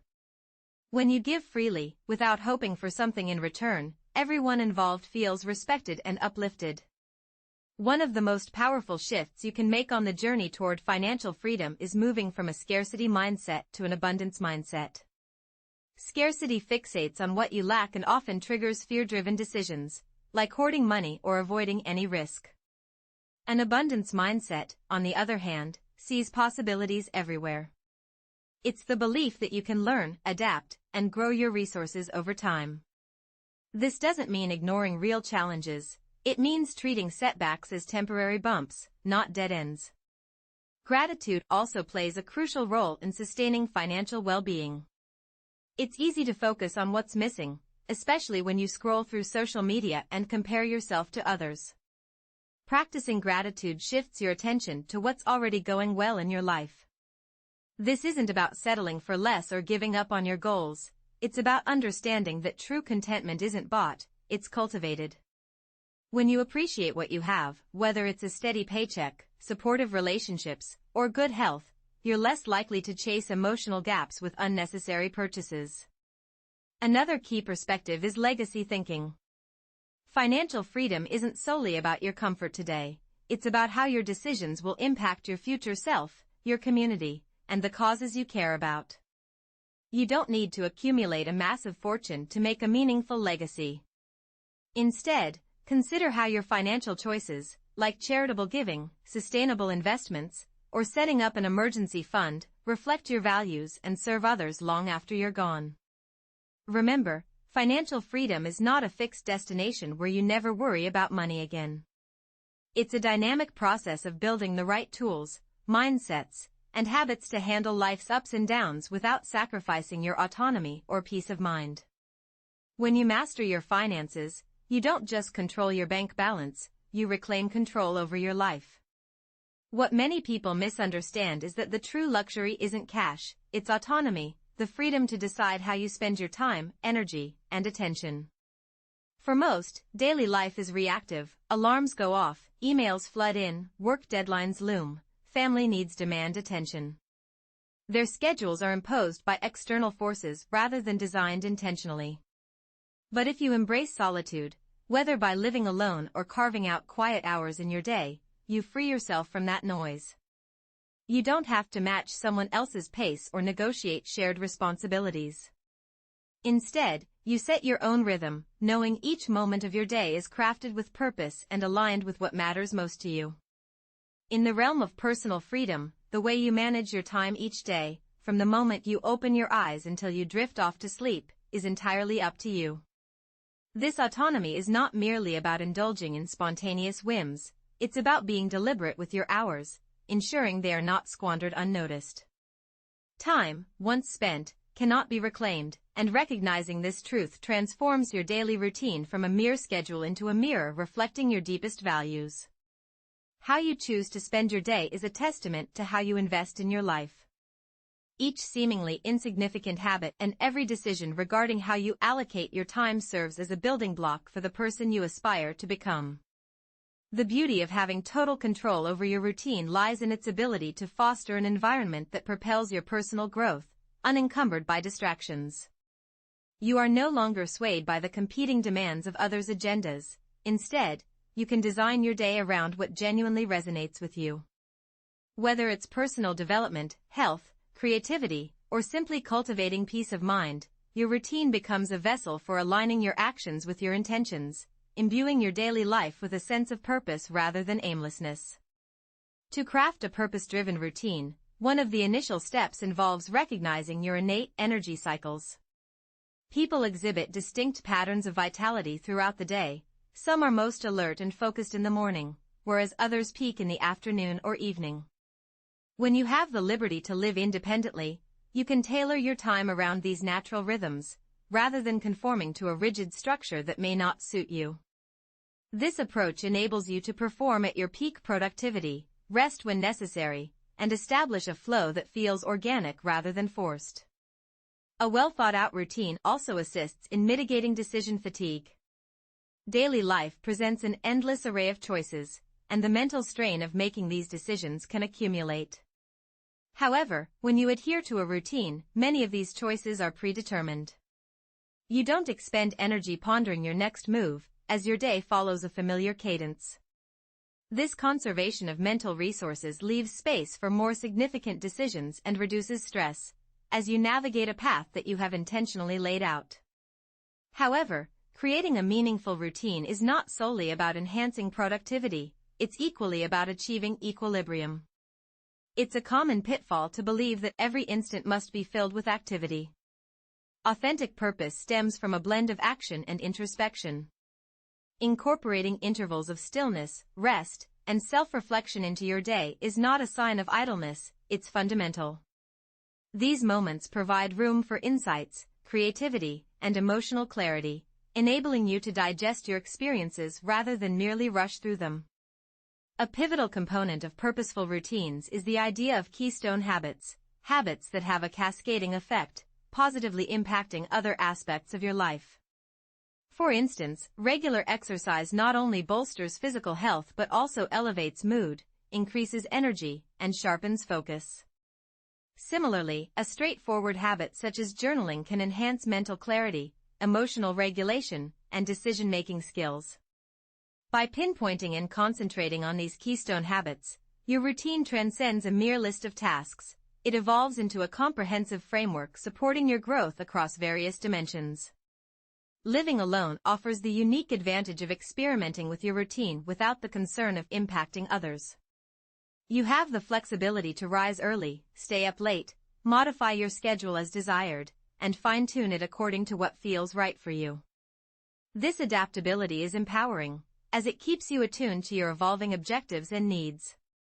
You are no longer confined to stale routines. That creating a purposeful daily routine is about more than just sticking to habits that no longer serve you.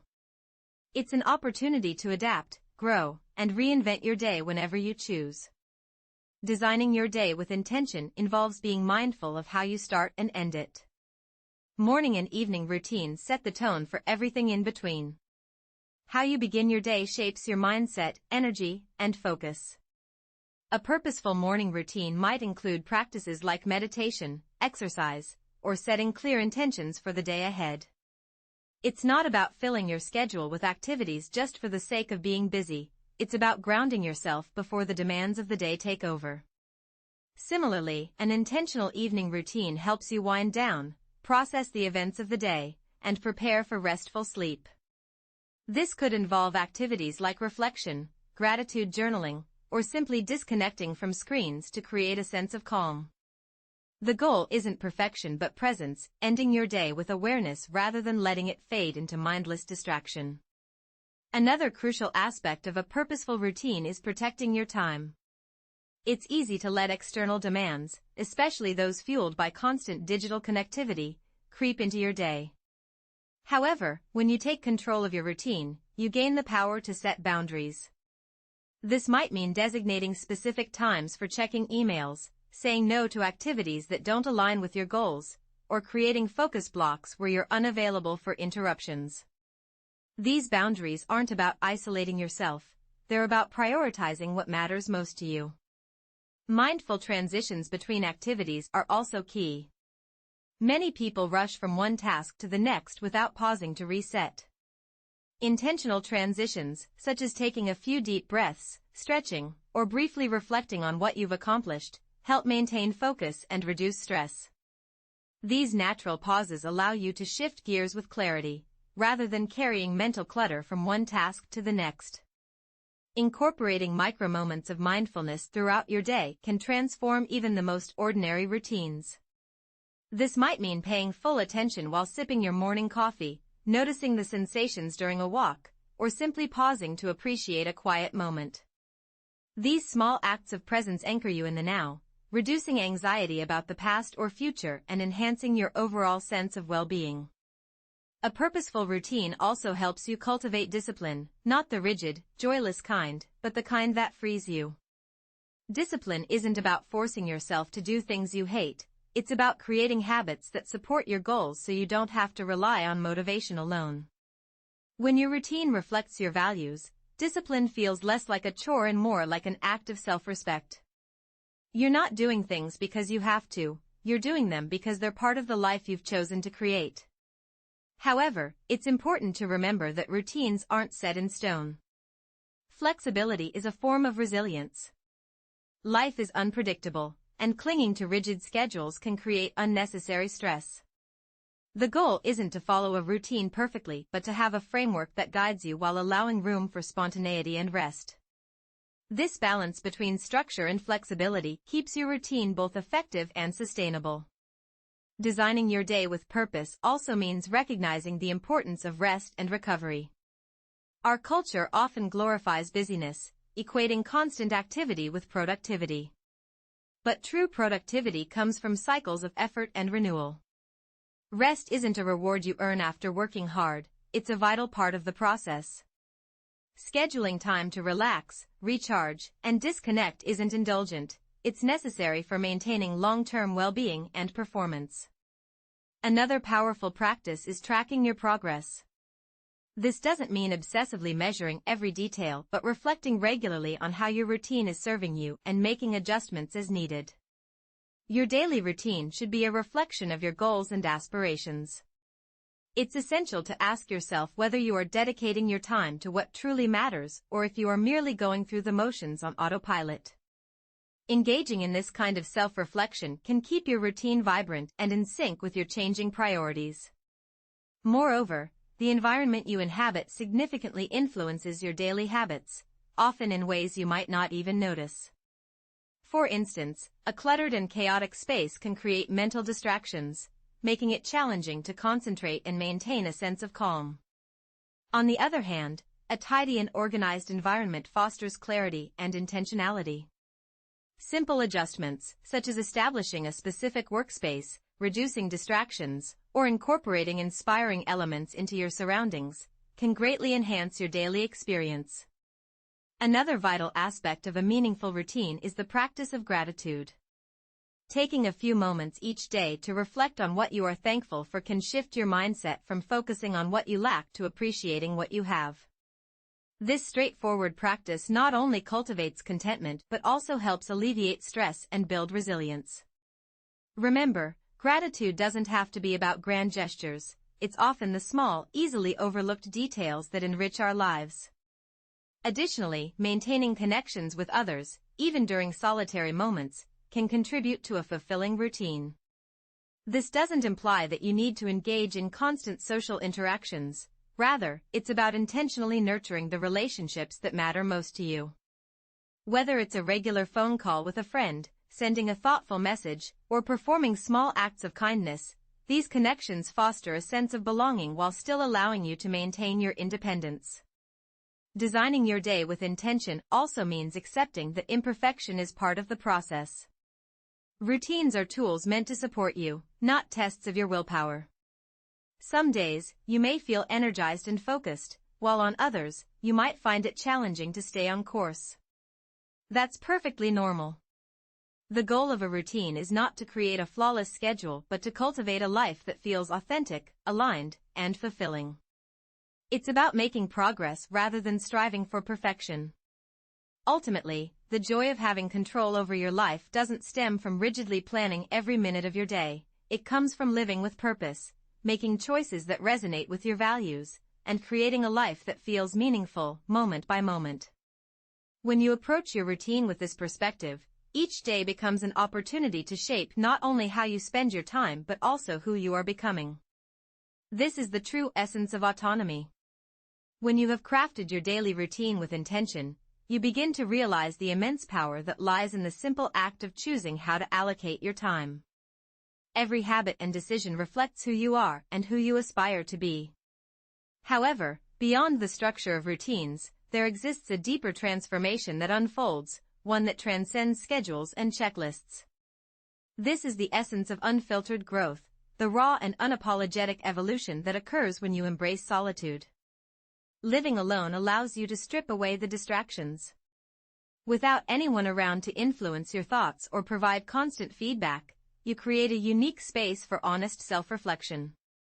In this absence of external pressures, you can see yourself clearly, not through the lens of others' perceptions but as you truly are. This clarity serves as the foundation for genuine growth, as you cannot change what you refuse to acknowledge. Growth in solitude is unfiltered because it is not aimed at impressing anyone. There is no audience to applaud your achievements or criticize your missteps. You are liberated from the performative aspects of self-improvement that often arise in social settings. This freedom allows you to explore your true self without the constraints of societal expectations. Engaging in experimentation, experiencing failure, and learning from those experiences without the fear of being judged is crucial. In this environment, you come to realize that failure is not something to shy away from, rather, it is a vital component of the journey. When you let go of the fear of failing, you become more open to taking risks, exploring new opportunities, and stepping outside of your comfort zone. One of the most empowering aspects of living independently is that it compels you to take complete ownership of your personal development. There is no one else to hold accountable when things do not unfold as you had hoped, nor is there anyone to rescue you from your own missteps. Initially, this responsibility can feel daunting, but as time passes, it transforms into a sense of freedom. You begin to understand that if you are in charge of your life, you also possess the ability to alter its course. This shift in perspective, from viewing life as a series of events that happen to you to recognizing it as something you actively create, opens the door to a level of growth that is unattainable when you are perpetually dependent on others for guidance or affirmation. Moreover, solitude enhances self-awareness. When you are by yourself, your habits, thought patterns, and behaviors become impossible to overlook. You start to observe how you respond to stress, how you cope with boredom, and the way you engage in self-talk when there is no one around to hear it. While these realizations can be uncomfortable, they are also immensely valuable. Awareness is the first step toward transformation. You cannot change what you do not recognize. Living alone amplifies your inner dialogue, making it easier to pinpoint areas where you feel stuck and where you are ready to evolve. Another reason that living alone fosters personal growth is that it removes the distractions that often serve as crutches. When you are surrounded by others, it is easy to sidestep confronting uncomfortable emotions or unresolved issues. Social interactions, entertainment, and even casual chats can become mechanisms for coping, allowing you to avoid sitting with your own thoughts. However, in solitude, there is no escape. The discomfort you experience compels you to face what you have been avoiding, whether it be fear, grief, insecurity, or old wounds that require healing.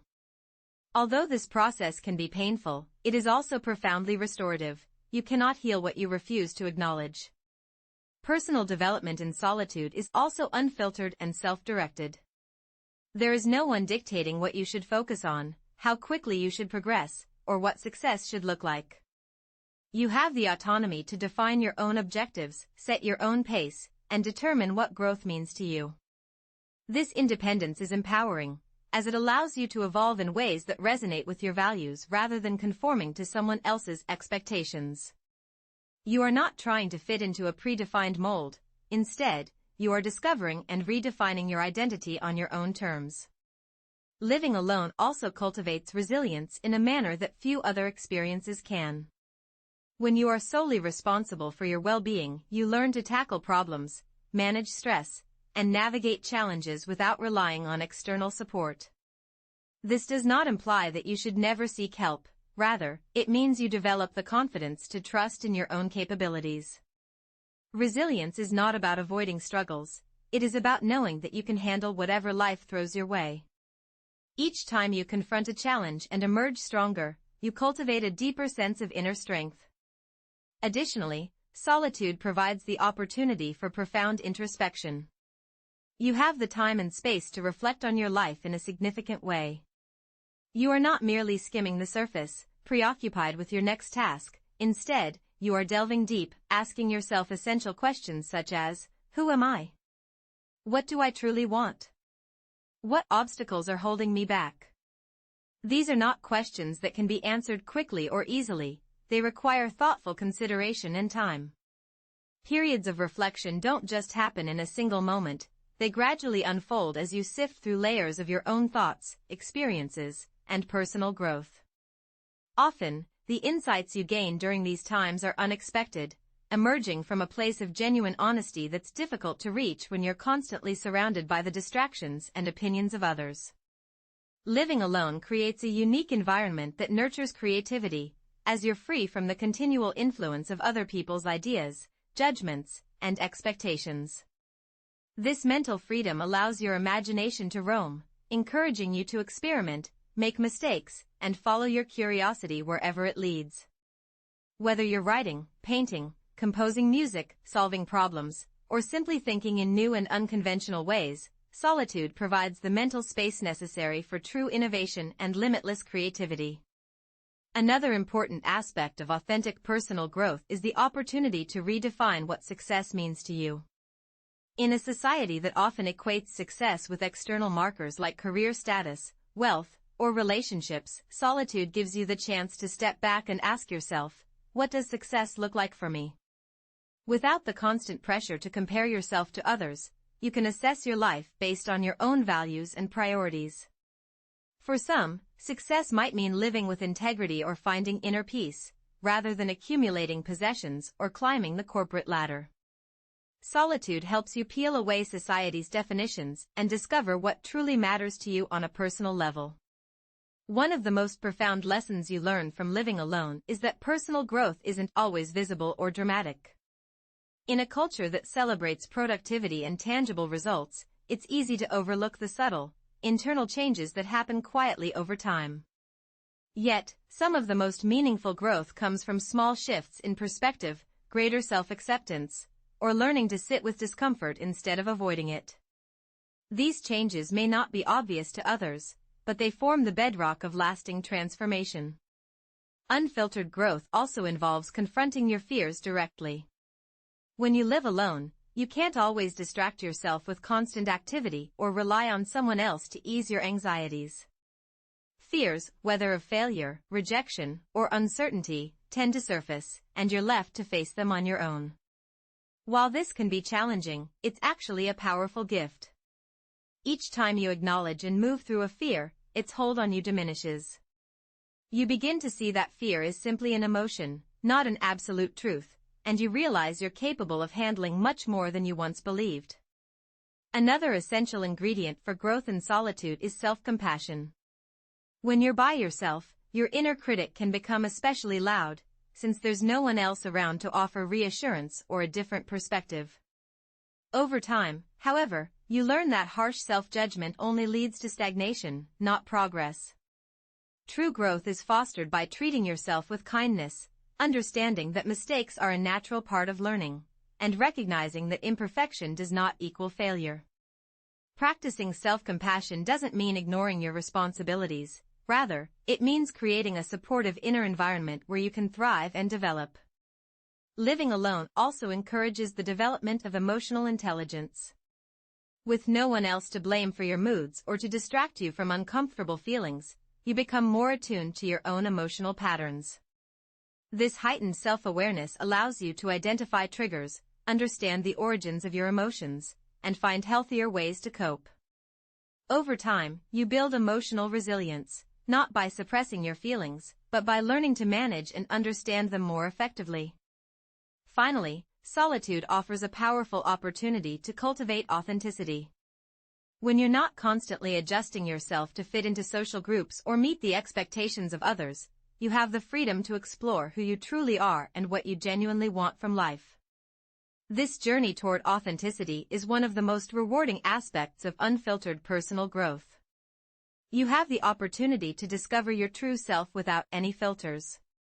There is no need to put on a show or pretend to be someone you're not. You can openly acknowledge your strengths and weaknesses, as well as your desires and fears, without the fear of being judged.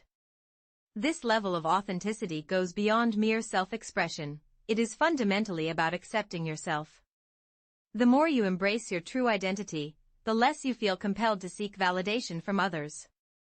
Being alone can significantly enhance your personal growth because it allows you to concentrate deeply without distractions. In a world that is constantly bombarded with noise, notifications, social media, and endless to-do lists, achieving deep focus is a rare commodity. However, living independently creates a space where you can fully engage in learning, creative endeavors, or personal development without interruptions. This intense focus fosters quicker skill acquisition, deeper insights, and more substantial progress in whatever pursuits you choose to follow. Another important lesson that comes from this unfiltered growth is the understanding that you are enough just as you are. When you are not constantly surrounded by the need for external validation, you learn to cultivate your own sense of worth. You begin to stop seeking approval from others because you have already granted it to yourself. This does not imply that you do not appreciate relationships or feedback. Rather, your self-esteem is no longer contingent upon them. You become aware of who you are, what you value, and what you contribute, regardless of whether others recognize it. Unfiltered growth in solitude teaches you that you are both the student and the teacher of your own life. No one else is dictating the curriculum. You have the freedom to select the lessons you wish to learn, the skills you want to develop, and the direction in which you want to grow. This autonomy is both a privilege and a responsibility, as it empowers you to shape your life based not on others' expectations but on what resonates with your true self. Ultimately, unfiltered growth is not about transforming into someone entirely new. It is about peeling away the layers that never truly represented you. It is a journey back to your authentic self, untainted by the clamor of the outside world, and rooted in self-awareness, resilience, and purpose. While this journey may present challenges, it is also the most fulfilling path you will ever take because it is uniquely yours. As you experience unfiltered growth in solitude, you will begin to uncover something profound beneath all the layers of personal development. Beyond the routines, habits, and reflections lies a quiet force that shapes everything: silence. This silence is not merely the absence of noise, it is the presence of stillness. It is within these quiet moments that the most significant transformations take place. Silence is not empty, it is filled with answers. It provides a space where your thoughts are not competing with external distractions, allowing you to finally hear the most important voice of all, your own. We live in a society that is addicted to noise, with constant notifications, endless entertainment, and background chatter. It is all too easy to become overwhelmed by the external world without even realizing it. Many people fear silence because it can feel uncomfortable, almost as if something is missing. However, in truth, silence is not a void, it is a mirror that reflects everything we have been avoiding, our fears, desires, regrets, and truths that we may not be ready to confront. Herein lies the paradox. What initially feels uncomfortable is often the very place where growth begins. When you live alone, silence becomes an inevitable aspect of life. There is no one to fill the void with casual conversation or the background hum of another person's presence. At first, this can feel strange or even unsettling, but over time, you come to realize that silence is not something to flee from, it is something to embrace. In fact, it is the most genuine space you will ever encounter because it does not pretend, it does not distract, it simply exists. And within that simplicity, it reveals everything you need to know. Tuning into your inner thoughts without interruptions is more than just finding a quiet spot, it's an intentional practice of focusing on what's unfolding within you. For many, this concept feels unfamiliar because they've spent years dodging it. It's far simpler to dive into endless phone scrolling, marathon watch TV series, or pack your calendar with tasks than to sit alone with your own mind. But what are you truly dodging? It's not just boredom, it's yourself. It's those thoughts that bubble up when there's nothing left to keep your attention occupied. Yet, this is precisely where the real transformation begins. When you give yourself permission to sit in stillness, free from judgment, you start to tune into the deeper currents of your life, the fears you've pushed aside, the aspirations you've left behind, and the assumptions you've held onto without ever questioning them. These all come to the forefront, and while this might feel intense at first, it's actually a powerful opportunity. Why? Because recognizing these elements is the first step toward meaningful change. You can't improve or shift what you refuse to see. Silence also offers a masterclass in self-observation, not just of the world around you but of the landscape within. You begin to spot recurring themes, thought patterns that loop, emotions that stick around, and narratives you've built about your identity and potential. Some of these patterns might be constructive, but others are like old, worn-out scripts handed down from past experiences or societal pressures. In the quiet, you can start to challenge them. Ask yourself, is this belief really true? Does it help me grow? Where did it even come from? Without the constant chatter of outside opinions, you're free to rewrite your story on your own terms. One of the most liberating insights that emerges from embracing silence is understanding that thoughts are not set in stone. They're not facts, they're not unchangeable, and they're not always accurate. Think of them as fleeting mental events, like clouds drifting across the sky of your consciousness. When you're always distracted, it's easy to get swept up in every negative thought or anxious worry, treating them as undeniable truths. But silence gives you perspective, it allows you to step back, observe these thoughts without getting entangled, and decide which ones are worth your focus. For example, if you're constantly thinking, "I'm not good enough," silence helps you see this as just a thought, not a reality, and question its validity. Beyond this, silence creates room for clarity. When your mind isn't bombarded with external noise, it has the space to think deeply and make connections. This is why so many aha moments, whether creative breakthroughs, solutions to problems, or personal revelations, happen in quiet moments. Your brain isn't built to handle a non-stop stream of information without breaks. It needs downtime to process emotions, link ideas, and make sense of experiences. Far from being unproductive, silence is like fertile soil where insight and understanding can take root and flourish. But silence isn't only about thinking, it's also about feeling. Without distractions, emotions you've buried begin to rise to the surface. This can feel uncomfortable, especially if you're not used to facing tough feelings head-on. However, emotions are like messengers, not enemies. They're not there to drown you but to guide you. For instance, anger might be signaling that someone has crossed a boundary, sadness could be pointing to a loss you need to mourn, and fear might be highlighting an area where you're ready to grow. By listening to these emotions instead of pushing them away, you gain a deeper understanding of your emotional world.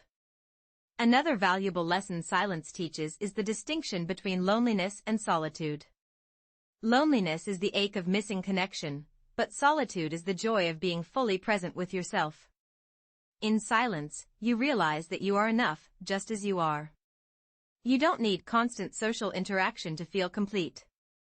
In fact, the more at ease you become with your own company, the more fulfilling your relationships with others become. This shift happens because you're no longer looking to others to fill an emptiness within you. Instead, you're connecting with them out of genuine enjoyment, without losing your sense of self. Finally, silence cultivates a sense of gratitude.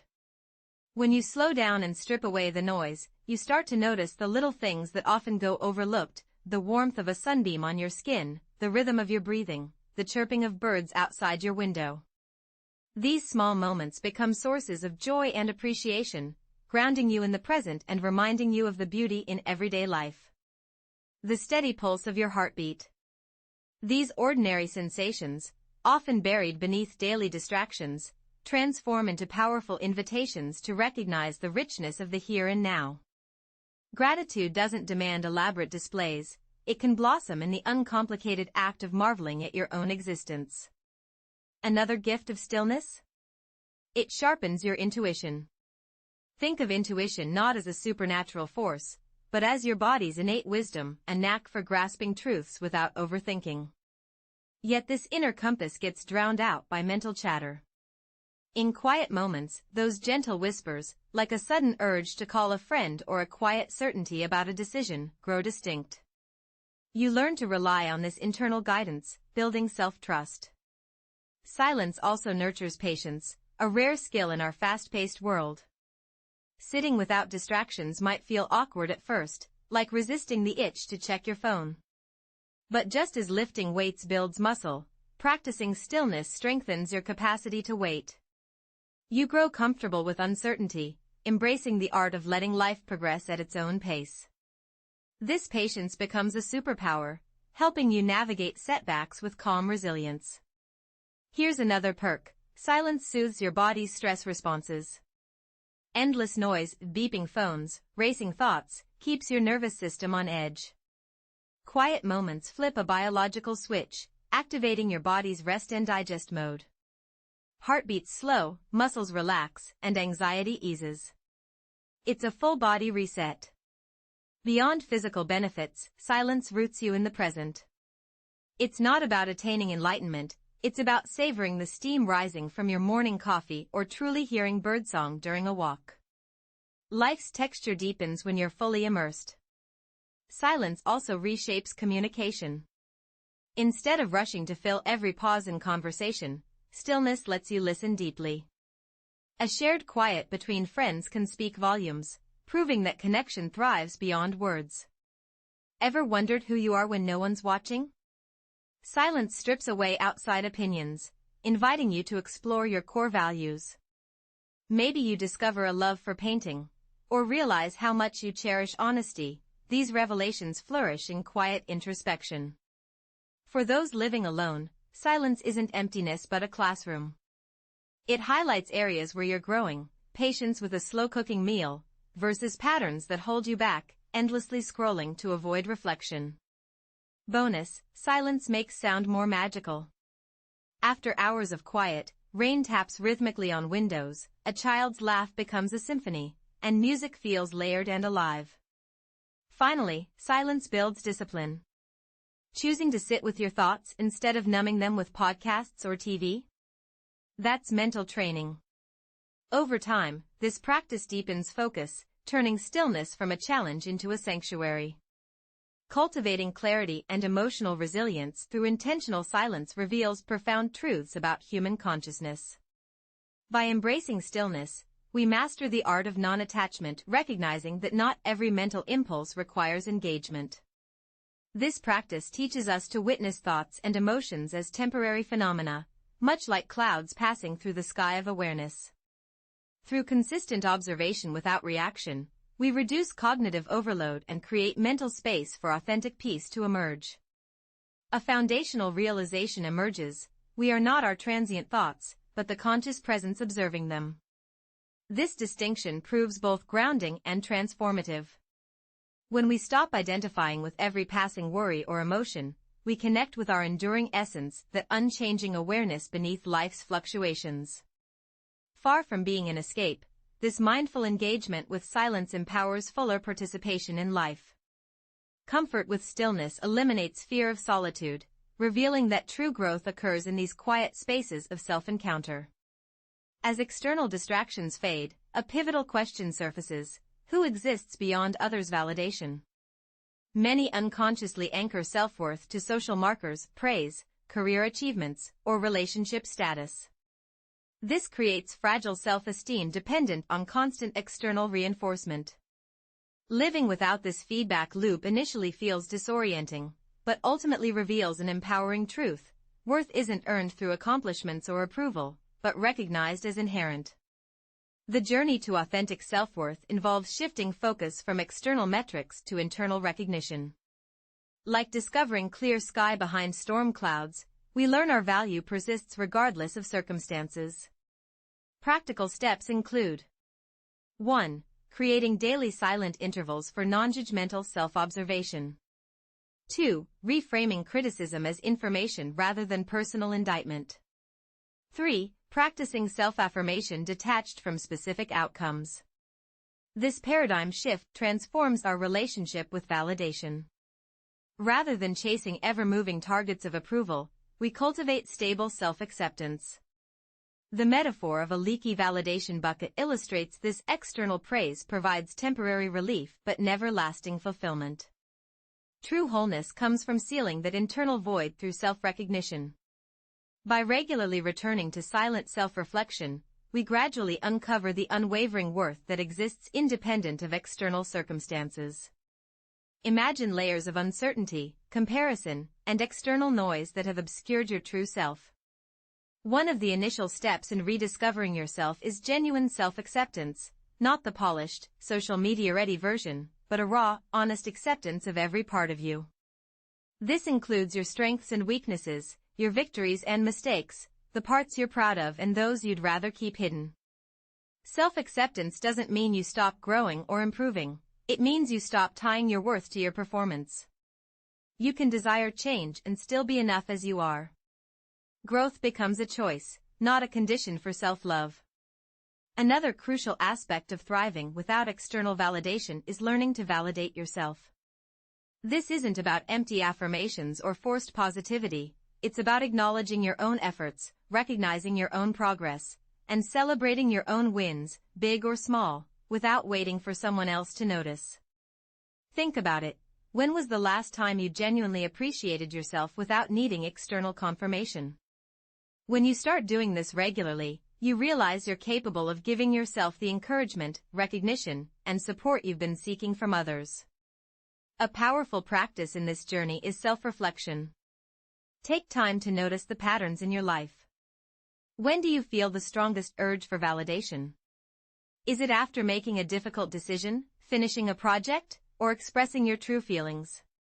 What are you hoping to hear from others in those moments?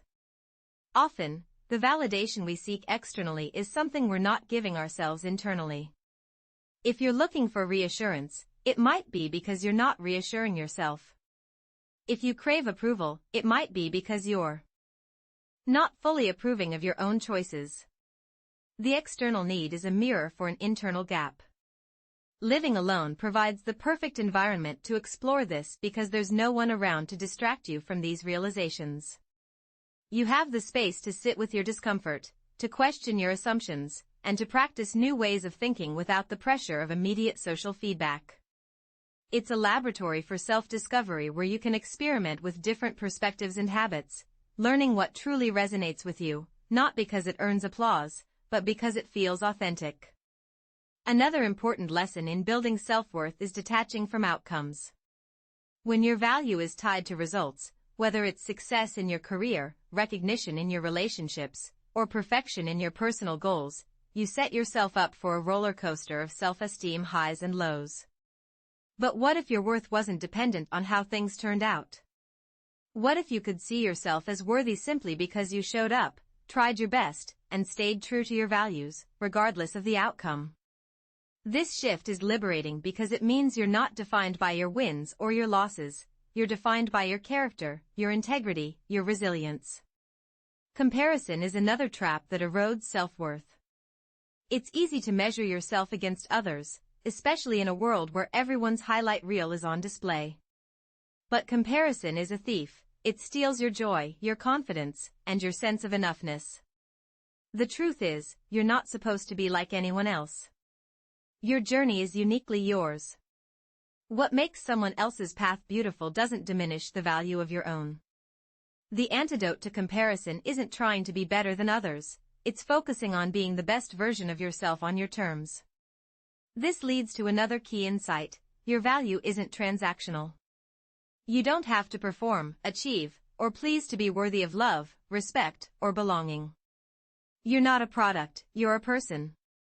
Your existence alone is enough. To truly deserve compassion from others and from yourself, you must first internalize the truth that these qualities are not earned through constant approval but through self-respect. When you stop overextending yourself to gain validation, you begin to understand that saying no is not selfish, it's a statement of clarity. You no longer shrink to fit into roles that don't reflect who you are. Instead, you embrace your authentic self.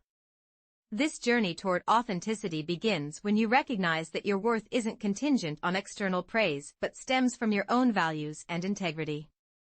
Boundaries are vital here. They're not about alienating others but protecting your energy, your values, and your well-being. Saying no is a powerful act of honesty, reinforcing the message that your needs matter, your voice is valid, and you deserve respect, regardless of how others perceive you. A key practice in this process is redefining failure. Often, our fear of failure is rooted in a desire for validation, worrying that falling will diminish our value, intelligence, or worth. But failure itself is not a reflection of your worth, it's a testament to your courage to try. The willingness to take risks, even when mistakes are inevitable, is a sign of self-confidence because it prioritizes growth over instant approval. Viewing failure as feedback rather than judgment frees you from the pressure to always be perfect. You learn that your worth is not tied to every single achievement, but to your resilience and commitment to learning. Self-worth also flourishes through self-compassion. We often criticize ourselves harshly, as if speaking to a friend, but such judgment stifles growth. Compassion, however, creates space for change by acknowledging your humanity, your flaws, your moments of doubt, and your imperfections. It doesn't define you, it nurtures you. Treating yourself with the same kindness and patience you'd offer a loved one isn't indulgence, it's self-care. It's the foundation of a healthy relationship with yourself. Another pillar of thriving without validation is aligning your actions with your values. When you know what matters most to you, integrity, creativity, kindness, and resilience, you're guided by an internal compass. You're not swayed by trends, peer pressure, or the fear of judgment because you're grounded in something deeper than external validation. Living in alignment with your values fosters inner peace, as you're true to yourself rather than chasing someone else's definition of success. This authenticity extends to your relationships. When you're not dependent on validation, you can connect genuinely, without performance or obligation. You don't need to impress, conform, or seek constant reassurance because you're secure in who you are. This confidence deepens your connections and attracts people who appreciate you for who you are, not for the role you play in their lives. A final shift is recognizing that validation isn't inherently negative. It's natural to enjoy praise, appreciation, or recognition. The issue lies in relying on it to feel worthy, not in the validation itself. The difference lies in the source of your self-esteem, internal versus external. When you value your worth from within, external validation becomes a bonus, not a necessity. You can appreciate it without letting it define you, welcome it without chasing it, and still feel whole even when it's absent. Living alone often accelerates this process because it forces you to become your own source of support. You learn to cheer yourself on, to comfort yourself, and to trust your own strength, even in moments of uncertainty. During tough times, it's important to rely on yourself and take pride in your personal achievements. This self-reliance doesn't mean you don't value the people around you, rather, it signifies that you don't need others to make you feel complete. You're not searching for someone to fill a gap because there isn't one. Deep down, you already feel whole. Another powerful way to boost your sense of self-worth is through gratitude. not just for external blessings but also for who you are as a person. Take time to reflect on the qualities you admire in yourself, the obstacles you've conquered, and the growth you've achieved along the way. Gratitude shifts your focus from what you lack to what you already possess, serving as a gentle reminder that you've always had inherent value, even during your darkest hours. Thriving without seeking validation from others requires trusting yourself, your instincts, your decisions, and your ability to navigate life's twists and turns. This trust grows stronger through experience, by consistently showing up for yourself, honoring your boundaries, learning from mistakes, and staying true to your core values. It's not about never feeling doubt, it's about knowing that even when doubts arise, you can still count on yourself. Ultimately, self-worth isn't something you discover outside of yourself, it's not hidden in someone else's approval, in material accomplishments, or in the pursuit of perfection. It's been within you all along, patiently waiting to be recognized, nurtured, and embraced. And once you fully claim it, no one can take it away from you, because it was never theirs to give in the first place. When you cultivate self-worth from within, independent of external validation, you unlock a level of resilience that remains unshaken by life's unpredictability. But let's face it, life doesn't pause to congratulate you on how strong you've become. Challenges will continue to come, often unannounced, unwelcome, and relentless. The difference now is that when you're firmly grounded in your own value, you approach these storms with a renewed mindset. You no longer collapse under the pressure of adversity because you've tapped into the inner strength that has always existed within you. Now, it's time to dig deeper. How do you handle life's challenges when you're standing alone? This is where Stoicism proves its worth, not as some distant, abstract philosophy, but as a practical toolkit for navigating real-life struggles. Life's difficulties rarely come with a heads-up. They show up unexpectedly, a sudden job loss, a health scare, heartbreak, failure, disappointment. And when you're living alone, the absence of immediate emotional support can feel overwhelming. There's no one in the next room to lean on, no comforting presence to soften the blow. But here's the truth, the lack of external support often reveals the depth of your internal strength. While having someone by your side can provide comfort, it's not a prerequisite for survival. You are capable of enduring hardship, even when you're the only one standing. According to Stoic philosophy, the true measure of a person isn't found in moments of comfort but in times of adversity. Anyone can appear confident when life is smooth sailing. The real question is, who are you when life gets tough? That's when character is tested, not by the challenge itself, but by how you respond to it. Stoicism doesn't promise to eliminate the pain of life's difficulties, but it does offer a framework for facing them with clarity, courage, and composure. It teaches that while you can't control what happens to you, you always have control over how you react. And in that reaction lies your power. One of the foundational principles of Stoicism is learning to distinguish between what's within your control and what's not. On the surface, this might sound simple, but its impact is profound. Much of our suffering stems not from events themselves but from our resistance to them. We waste energy trying to change things that are beyond our influence, other people's actions, the past, the future, outcomes we can't dictate. However, when you shift your focus to what you can control, your thoughts, your choices, your responses, you begin to reclaim your power and live with greater intention. When you regain a sense of agency, life may throw chaos your way, but you don't have to let that chaos live inside you. This mindset is especially powerful when facing challenges alone because it keeps you anchored. You might not have control over the storm, but you control how you sail your ship. You decide whether to be consumed by fear or guided by reason, whether to react impulsively or respond thoughtfully.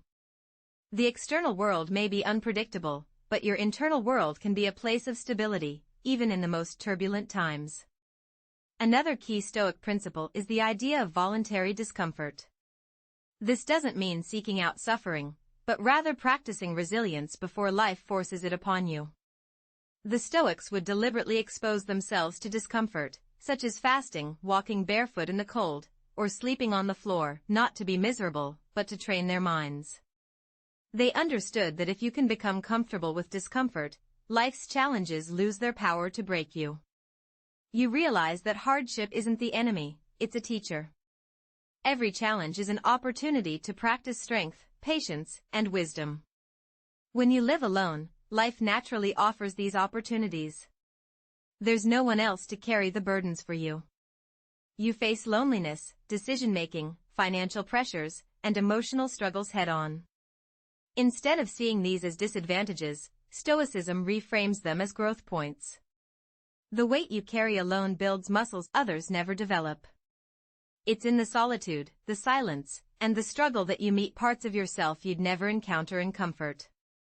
Another powerful Stoic tool is negative visualization.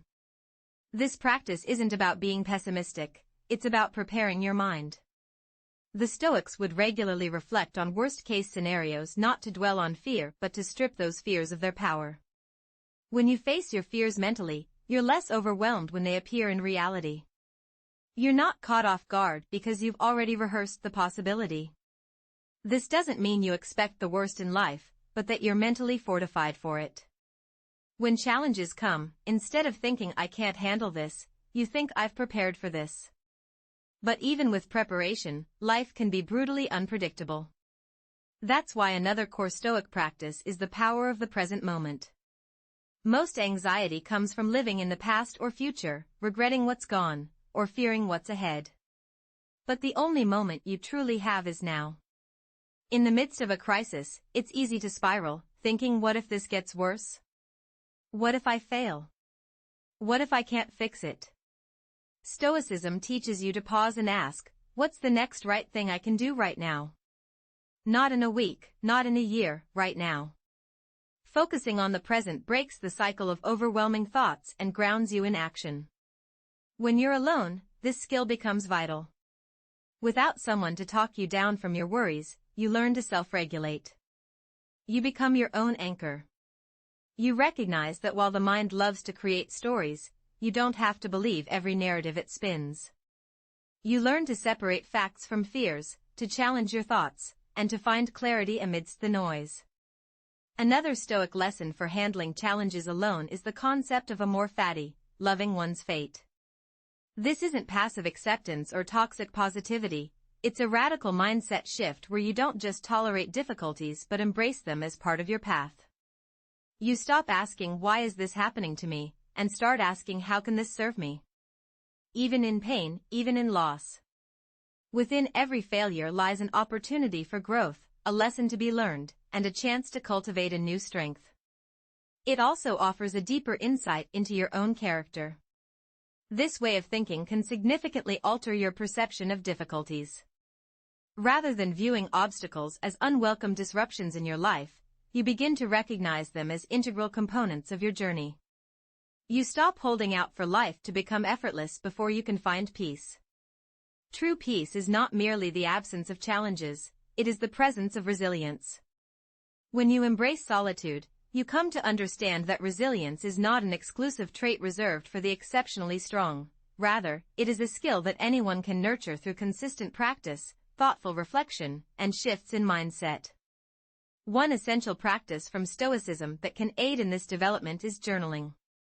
Marcus Aurelius, a figure of immense historical significance, utilized journaling as a means to process his thoughts, alleviate stress, and contemplate his guiding principles. Writing serves not just as a method of documenting events, it is a powerful tool for achieving clarity. When faced with challenges in isolation, your mind can become a tumultuous sea of emotions and conflicting thoughts. Journaling provides a way to untangle this chaos. It allows you to step back, recognize patterns, pinpoint what is within your control, and remind yourself of your core values. In moments of solitude, this practice gains even greater significance, as your journal transforms into a dialogue with yourself. It becomes a safe space where you can express your thoughts honestly, be vulnerable, and reflect deeply without the fear of judgment. Here, you hold yourself accountable, not with harshness, but with integrity. Over time, revisiting your own writings serves as a testament to your personal growth, documenting the challenges you've faced, the lessons you've learned, and the strength you've developed. Stoicism also highlights the importance of virtues over outcomes when confronting difficulties. In challenging situations, it is all too easy to fixate on results, winning an argument, resolving a problem, or achieving a goal. However, Stoic philosophy teaches that what truly matters is how you conduct yourself throughout the process. Did you act with courage, wisdom, justice, and self-control? Outcomes are often beyond your influence, but your character is always within your grasp. By shifting your focus from "did I succeed" to "did I uphold my values," you can find peace even in the face of failure. This perspective is particularly liberating when you are alone, as there is no external validation to seek. You are not performing for anyone. Your integrity is not dependent on recognition but rather on who you are when no one is observing. In those private moments of struggle, when the world is neither applauding nor criticizing you, you uncover the truest form of self-respect, one that cannot be given or taken away by others. Another vital Stoic principle that aids in solitude is the understanding of impermanence. Both pain and pleasure are fleeting. No emotion, situation, or challenge endures indefinitely. When you find yourself in the midst of a crisis, it may feel as though it will last forever, but it will not. Everything changes, and everything passes. This realization is not merely a comforting notion, it is a fundamental truth validated by life itself. By accepting the transient nature of existence, you cease to resist change. You learn to navigate the waves of life with the awareness that nothing is permanent, which in turn grants you both patience and perspective. Stoicism also emphasizes the importance of mentally preparing yourself for daily challenges. These challenges are not rare occurrences, they are an inherent part of life. Waiting to cultivate resilience until you are faced with a crisis is akin to attempting to construct a lifeboat while caught in a storm. The Stoics engaged in daily reflection, self-discipline, and mental exercises to ready themselves for life's inevitable hardships. Whether through meditation, journaling, or setting intentions, these practices fortify your mental strength so that when challenges arise, you are not merely reacting, you are responding with clarity and composure. Living alone provides an ideal environment for this kind of mental training. Without constant distractions, you have the opportunity to reflect, to question, and to grow. To develop habits that foster resilience, you learn to trust your own mind as both a safe haven and your most powerful ally. Through this journey, you come to understand that solitude isn't about being cut off from others, it's the quiet space where deep wisdom takes root. One of the most transformative teachings from Stoicism is the idea that you are not defined by your circumstances, your job, your relationships, your successes, or your failures. These are elements of your life, but they don't make up your true identity. The core of who you are, the part that thinks, decides, and reflects, remains unshaken no matter what external events unfold.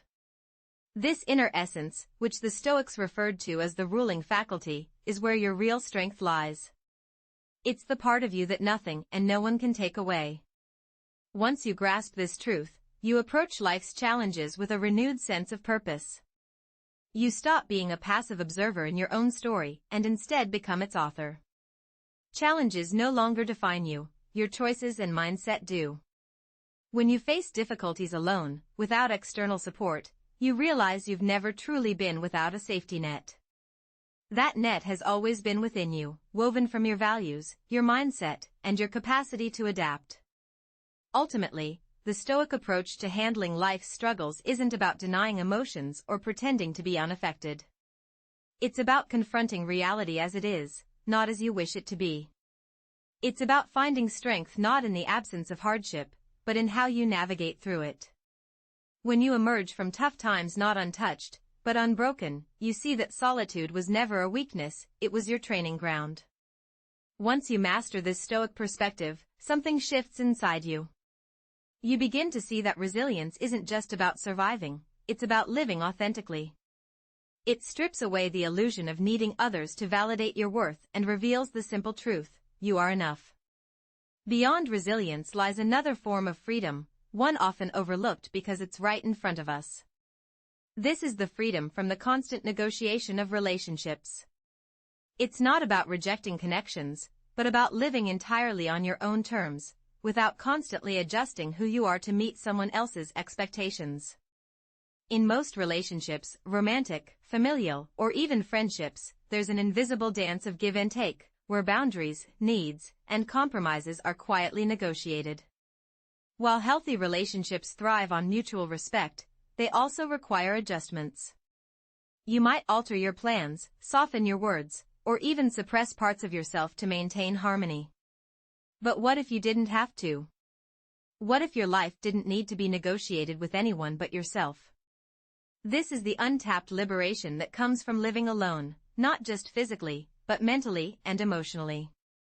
When you're free from relationship negotiations, you wake up each day with a single, clear question: what do I want for myself today? No second guessing. No weighing how your choices might affect someone else's preferences. No silent calculations about whether your decisions will disrupt the balance of a relationship. It's just you, your thoughts, your desires, your goals, unfiltered and unapologetic. This isn't selfishness, it's self-sovereignty. It's the realization that your life is yours to shape, not a joint project requiring endless compromise. One of the most powerful aspects of this freedom is the ability to make decisions without the noise of others' expectations. Think about how much mental space is consumed by wondering what others will think, feel, or want.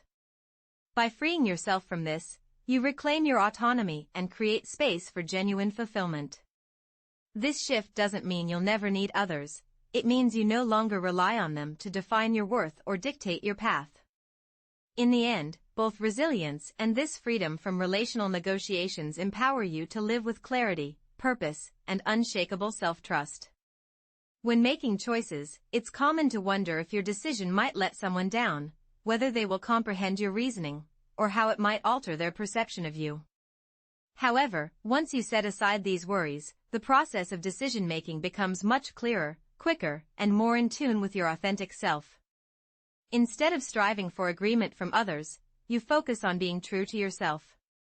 Living life according to your own principles also entails taking full ownership of your time.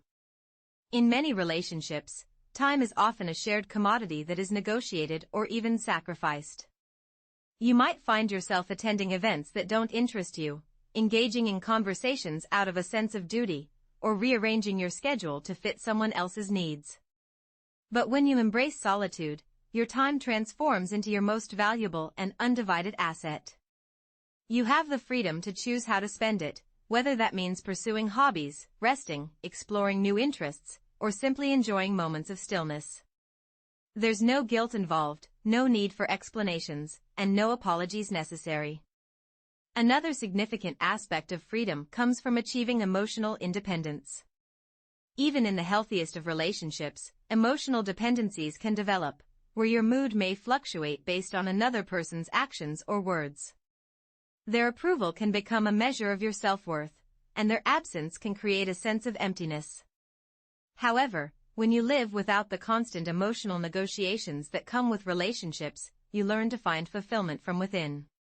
Your happiness is not contingent upon someone else's presence. Instead, it is built on a solid foundation of self-acceptance. Financial independence is yet another area where living alone offers distinct advantages. In many partnerships, finances can become a topic of negotiation, involving shared expenses, budgeting discussions, compromises, and differing priorities. But when you are solely responsible for your financial situation, you have the power to dictate your own narrative. You can decide how to spend, save, invest, or even indulge without needing to justify your choices to anyone else. There's no underlying tension regarding purchases, no debates over financial objectives. Your financial decisions reflect your personal values rather than a compromised middle ground. This autonomy also extends to your living space, which becomes a true reflection of who you are. Every item, arrangement, and detail is selected because it resonates with you, not because it needs to conform to someone else's preferences. There is a quiet, profound joy in returning to a home that feels like an extension of your identity, untouched by external influences. Perhaps one of the most overlooked freedoms is the mental clarity that comes from living independently. Relationships often carry unspoken expectations and emotional labor that can drain your mental energy. You might find yourself replaying conversations, overanalyzing interactions, anticipating needs, and managing conflicts, all of which can clutter your mind. When you choose to live on your own terms, you reclaim that mental space. Your thoughts are yours to explore freely, leading to greater self-awareness and creativity. Living without the need to negotiate emotions with others also encourages radical self-honesty. There's no requirement to wear masks, play roles, or say what is expected of you. You confront your own truths, desires, and imperfections without the distortion of someone else's viewpoint. This level of self-awareness is both humbling and liberating, as it allows for genuine personal growth. You are not evolving to meet someone else's expectations, you are growing for your own benefit. Another layer of freedom arises from the absence of the need to manage others' emotions. In relationships, there is often an unspoken obligation to maintain peace, avoid causing discomfort, and act as an emotional buffer. But when you are alone, you are free from walking on eggshells. You no longer dilute your words or suppress your feelings to keep the peace. This doesn't imply that you become careless or insensitive, rather, it means you operate from a place of authenticity rather than appeasement. Living on your own terms also allows you to redefine what success means in relationships. Success is often intertwined with shared milestones such as marriage, family, and joint achievements. However, when you are not confined by these traditional markers, you have the freedom to establish your own criteria for success. It becomes a personal journey rather than a performative one. Success might manifest as mastering a new skill, achieving inner peace, traveling solo, or simply enjoying a fulfilling life on your own. Embarking on a life path that genuinely resonates with your inner self means there's no external scorecard or predefined checklist dictating whether you're progressing correctly. You naturally stop comparing your journey's timeline to others because you've consciously stepped away from that conventional race altogether. Another often underestimated benefit is the effortless ability to evolve and change without needing to negotiate or compromise, particularly in the context of relationships. Personal growth can sometimes become quite complicated when you're deeply intertwined with another person. Questions might arise. What happens if your interests diverge significantly over time?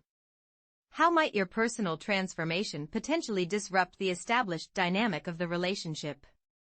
However, when you are living independently, your personal evolution isn't constrained or tethered to someone else's need for comfort or stability. You gain the complete freedom to change, to shift your core beliefs, daily habits, and long-term goals without feeling the need to ask for permission or constantly worrying about how these changes might impact another individual. In this state, personal growth becomes a fluid, natural process that is guided entirely by your own internal compass. This profound sense of autonomy also brings a deep and abiding peace of mind. There's no underlying anxiety about potentially losing someone's affection, no lingering fear of abandonment, and no need for those silent, often exhausting compromises made just to keep things running smoothly. You aren't navigating life cautiously, walking on emotional tiptoes to avoid upsetting a delicate balance.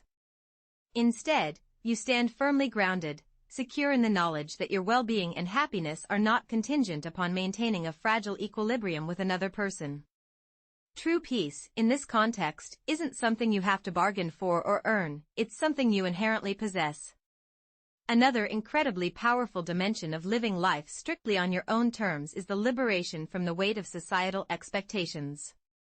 Relationships, as often portrayed, frequently come with a prescribed script: meet someone, settle down, buy a house, follow traditional life milestones. But when you make the conscious choice to live independently or forge your own path, you are effectively rewriting that script entirely. You challenge conventional norms, not out of a spirit of rebellion, but because those norms simply don't align with your authentic truth. You are no longer living your life to meet someone else's timeline or definition of what success should look like. Your life transforms into a blank canvas, and you are uniquely positioned as both the artist creating the masterpiece and the critic evaluating its progress. Within this expansive space of self-directed autonomy, you also uncover the profound richness that solitude offers. It's crucial to understand that this isn't merely the absence of connection with others, it is, more importantly, the powerful presence of self. You learn to genuinely enjoy your own company, finding deep fulfillment in your thoughts, pursuing your hobbies, and embracing your experiences without the constant need for external companionship. This cultivated self-sufficiency isn't about isolating yourself from the world, it's about the powerful realization that you are inherently whole, you are not a half waiting for another person to complete you, whether that completion is perceived as financial, emotional, or mental. The freedom from the constant negotiations often present in relationships also means a significant reclaiming of your personal energy. Relationships frequently necessitate compromise, and while that isn't inherently a negative aspect of human connection, experiencing life without that continuous need for give and take can be incredibly freeing. Your decisions, whether they are major life choices or small daily matters, are made from a place rooted in your personal truth, uninfluenced by the potential ripple effects they might have on someone else. But perhaps the most beautiful and expansive freedom of all is the unlimited space it creates for dreaming. In relationships, dreams are often filtered through the lens of practicality, shared goals, and mutual sacrifices. However, when you are living primarily for yourself and your own aspirations, your dreams become truly boundless. You don't have to explain or justify why you want to change careers, move to a different city, or pursue a seemingly unconventional path. Your why is inherently sufficient simply because it is yours.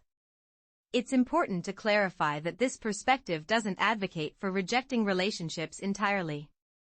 Instead, it suggests entering them from a place of established wholeness and self-sufficiency, rather than from a position of need or dependency. When you are not compromising or negotiating your fundamental identity, core values, or personal happiness, relationships naturally transform from perceived necessities into genuine, deliberate choices. They become richer, healthier, and far more authentic because you are not sacrificing essential parts of yourself merely to maintain them. Ultimately, living life on your own terms isn't about embracing solitude for its own sake. It is fundamentally about sovereignty, the confident, unapologetic ownership of your time, your energy, your decisions, and your dreams. It's about moving through life with a quiet, inner confidence, knowing that you owe no explanations to anyone for simply being exactly who you are. And within that powerful space of self-possession, you discover not just freedom, but a profound sense of fulfillment. When you successfully break free from the continuous cycle of negotiation often found in relationships and truly begin living life entirely according to your own internal compass, something deeply profound starts to happen. You begin to notice a quiet, steady strength developing beneath the surface. It's not loud or attention-seeking, but it is undeniably present, solid, and unshakable. This is the emergence of emotional resilience, the kind of inner fortitude that doesn't rely on external support or validation from others. And while relationships can certainly offer comfort, companionship, and a sense of belonging, it is time spent in solitude that uniquely sharpens and strengthens this vital emotional resilience like nothing else can. Solitude isn't merely the absence of people, it's the presence of self. It's the space where you encounter your own thoughts without distractions and confront your emotions without the buffer of someone else's reassurance. This raw, unfiltered connection with yourself is where resilience is forged. It's not in the comfort of constant support but in the quiet battles you fight alone. Solitude helps you realize that your strength isn't something you borrow from others, it's something you discover within yourself. When you're alone, there's no one to absorb the impact of life's challenges for you. You face fear, disappointment, loneliness, and uncertainty head-on. While this can feel overwhelming at first, it's also liberating. You learn that you can endure and don't fall apart because someone isn't there to catch you. Over time, you build the skills to catch yourself, which becomes a source of deep confidence. You're not afraid of being alone because you've proven again and again that you're enough. One of the reasons solitude strengthens emotional resilience so effectively is because it forces you to sit with your emotions instead of outsourcing them. In relationships, it's easy to vent frustrations, seek comfort, or distract yourself from uncomfortable feelings through connection. But when you're alone, there's no one to offload your emotions onto. You're left with no choice but to process them, understand them, and work through them. This isn't easy, but it's how emotional muscles are built. You learn to feel without drowning, to struggle without giving up, and to hurt without losing hope. Another key to resilience is the ability to regulate your own emotions. When you live alone, you can't rely on someone else to calm you down after a bad day or lift you up when you're feeling low. You become your own emotional anchor. This might sound isolating, but it's the opposite, it's empowering. Once you know you can soothe your own anxiety, motivate yourself through setbacks, and find peace without external input, you carry that strength into every area of your life. Solitude also creates the perfect environment for self-reflection. In the noise of daily life and relationships, it's easy to lose sight of your inner world. But when you're alone, there's nothing to distract you from yourself.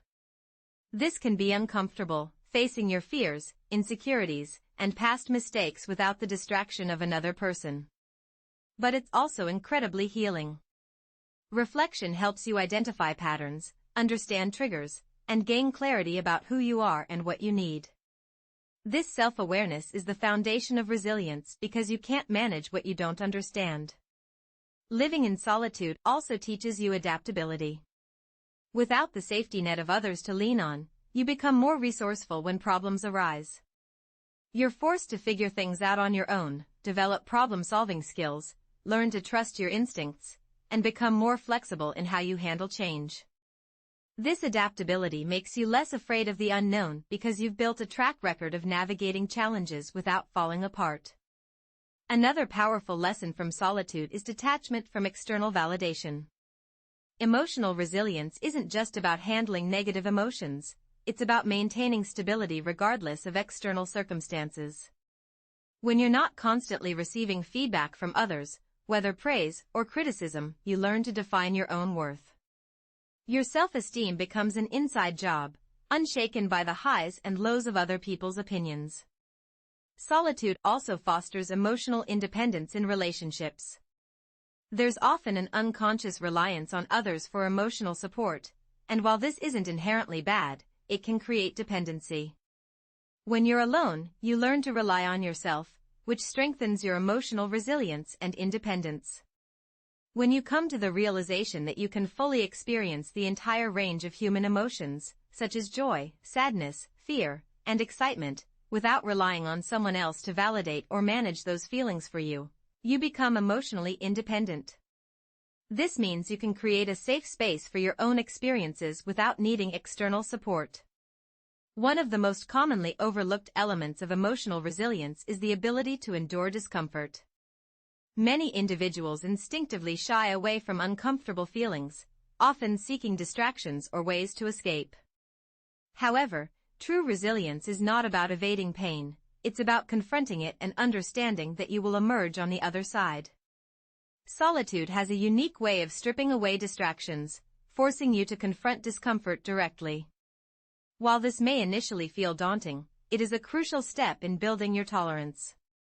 You begin to understand that discomfort is not a catastrophic event, rather, it is a transient experience. The more you allow yourself to sit with it, the less control it has over you. Moreover, solitude creates an environment conducive to practicing emotional regulation techniques that can be challenging to develop when you are constantly surrounded by others. Activities such as meditation, mindfulness, journaling, and deep breathing are not merely trendy self-care practices. They are essential tools that help train your nervous system to respond to stress with calmness instead of panic. By engaging in these practices regularly, you establish a foundation of emotional stability that enables you to remain centered, even during crises. Another way solitude enhances resilience is by encouraging you to confront your fears head-on. Many people remain in relationships or busy environments because solitude compels them to face fears they would rather avoid, such as the fear of loneliness, fear of failure, or fear of not being enough without external validation. However, when you choose to confront these fears, you often discover that they are not as formidable as you once believed. Courage is not the absence of fear, it is the willingness to face it, and nothing teaches this lesson more effectively than solitude. Living alone also fosters the development of self-compassion. In times of difficulty, when there is no one else around to offer kindness, you learn to extend that kindness to yourself. This practice is not about indulging in self-pity, rather, it involves treating yourself with the same understanding and patience you would offer to a friend. Self-compassion is a vital component of resilience because it allows you to experience failure, struggle, and pain without the added burden of self-judgment. You become your own source of comfort and encouragement, which means you are never truly alone in your challenges. Another essential aspect of resilience is perspective. Solitude grants you the mental space to step back and view the bigger picture beyond the immediate crisis. When you are constantly surrounded by others, it is easy to become entangled in emotional reactions. However, in solitude, you have the opportunity to pause, reflect, and gain clarity. You come to realize that most challenges are temporary, that setbacks are a natural part of growth, and that your current feelings do not define your entire reality. Additionally, solitude teaches you the significance of establishing personal boundaries. When you are alone, you become acutely aware of what drains your energy and what nourishes your spirit. You learn to safeguard your time, energy, and mental well-being without feeling guilty. This skill of boundary setting does not vanish when you re-enter social situations. Instead, it becomes a valuable asset that allows you to engage with others from a position of strength rather than obligation. Resilience is not merely about surviving tough times, it is about thriving in spite of them. Solitude helps you uncover your intrinsic motivation, the internal drive that propels you forward even when no one is watching or cheering you on. You engage in activities not for the sake of approval, recognition, or external rewards, but because they hold significance for you. This self-driven purpose cultivates a profound sense of resilience, as it is not contingent upon external circumstances. Lastly, solitude fosters a sense of gratitude. Without the constant barrage of distractions, you become more attuned to the small joys that life offers. Imagine holding a steaming mug of tea on a calm morning, the sun's warmth gently touching your skin. Gratitude, in these moments, isn't about pretending everything's perfect, it's about noticing the small, beautiful details even when life feels challenging. Shifting your focus this way won't erase tough times, but it can soften their edges, making obstacles feel less overwhelming. Being alone also teaches acceptance. When you're quiet with your thoughts, you realize you can't control everything. This isn't about giving up, it's about building strength. You stop fighting reality and start channeling energy into how you'll respond.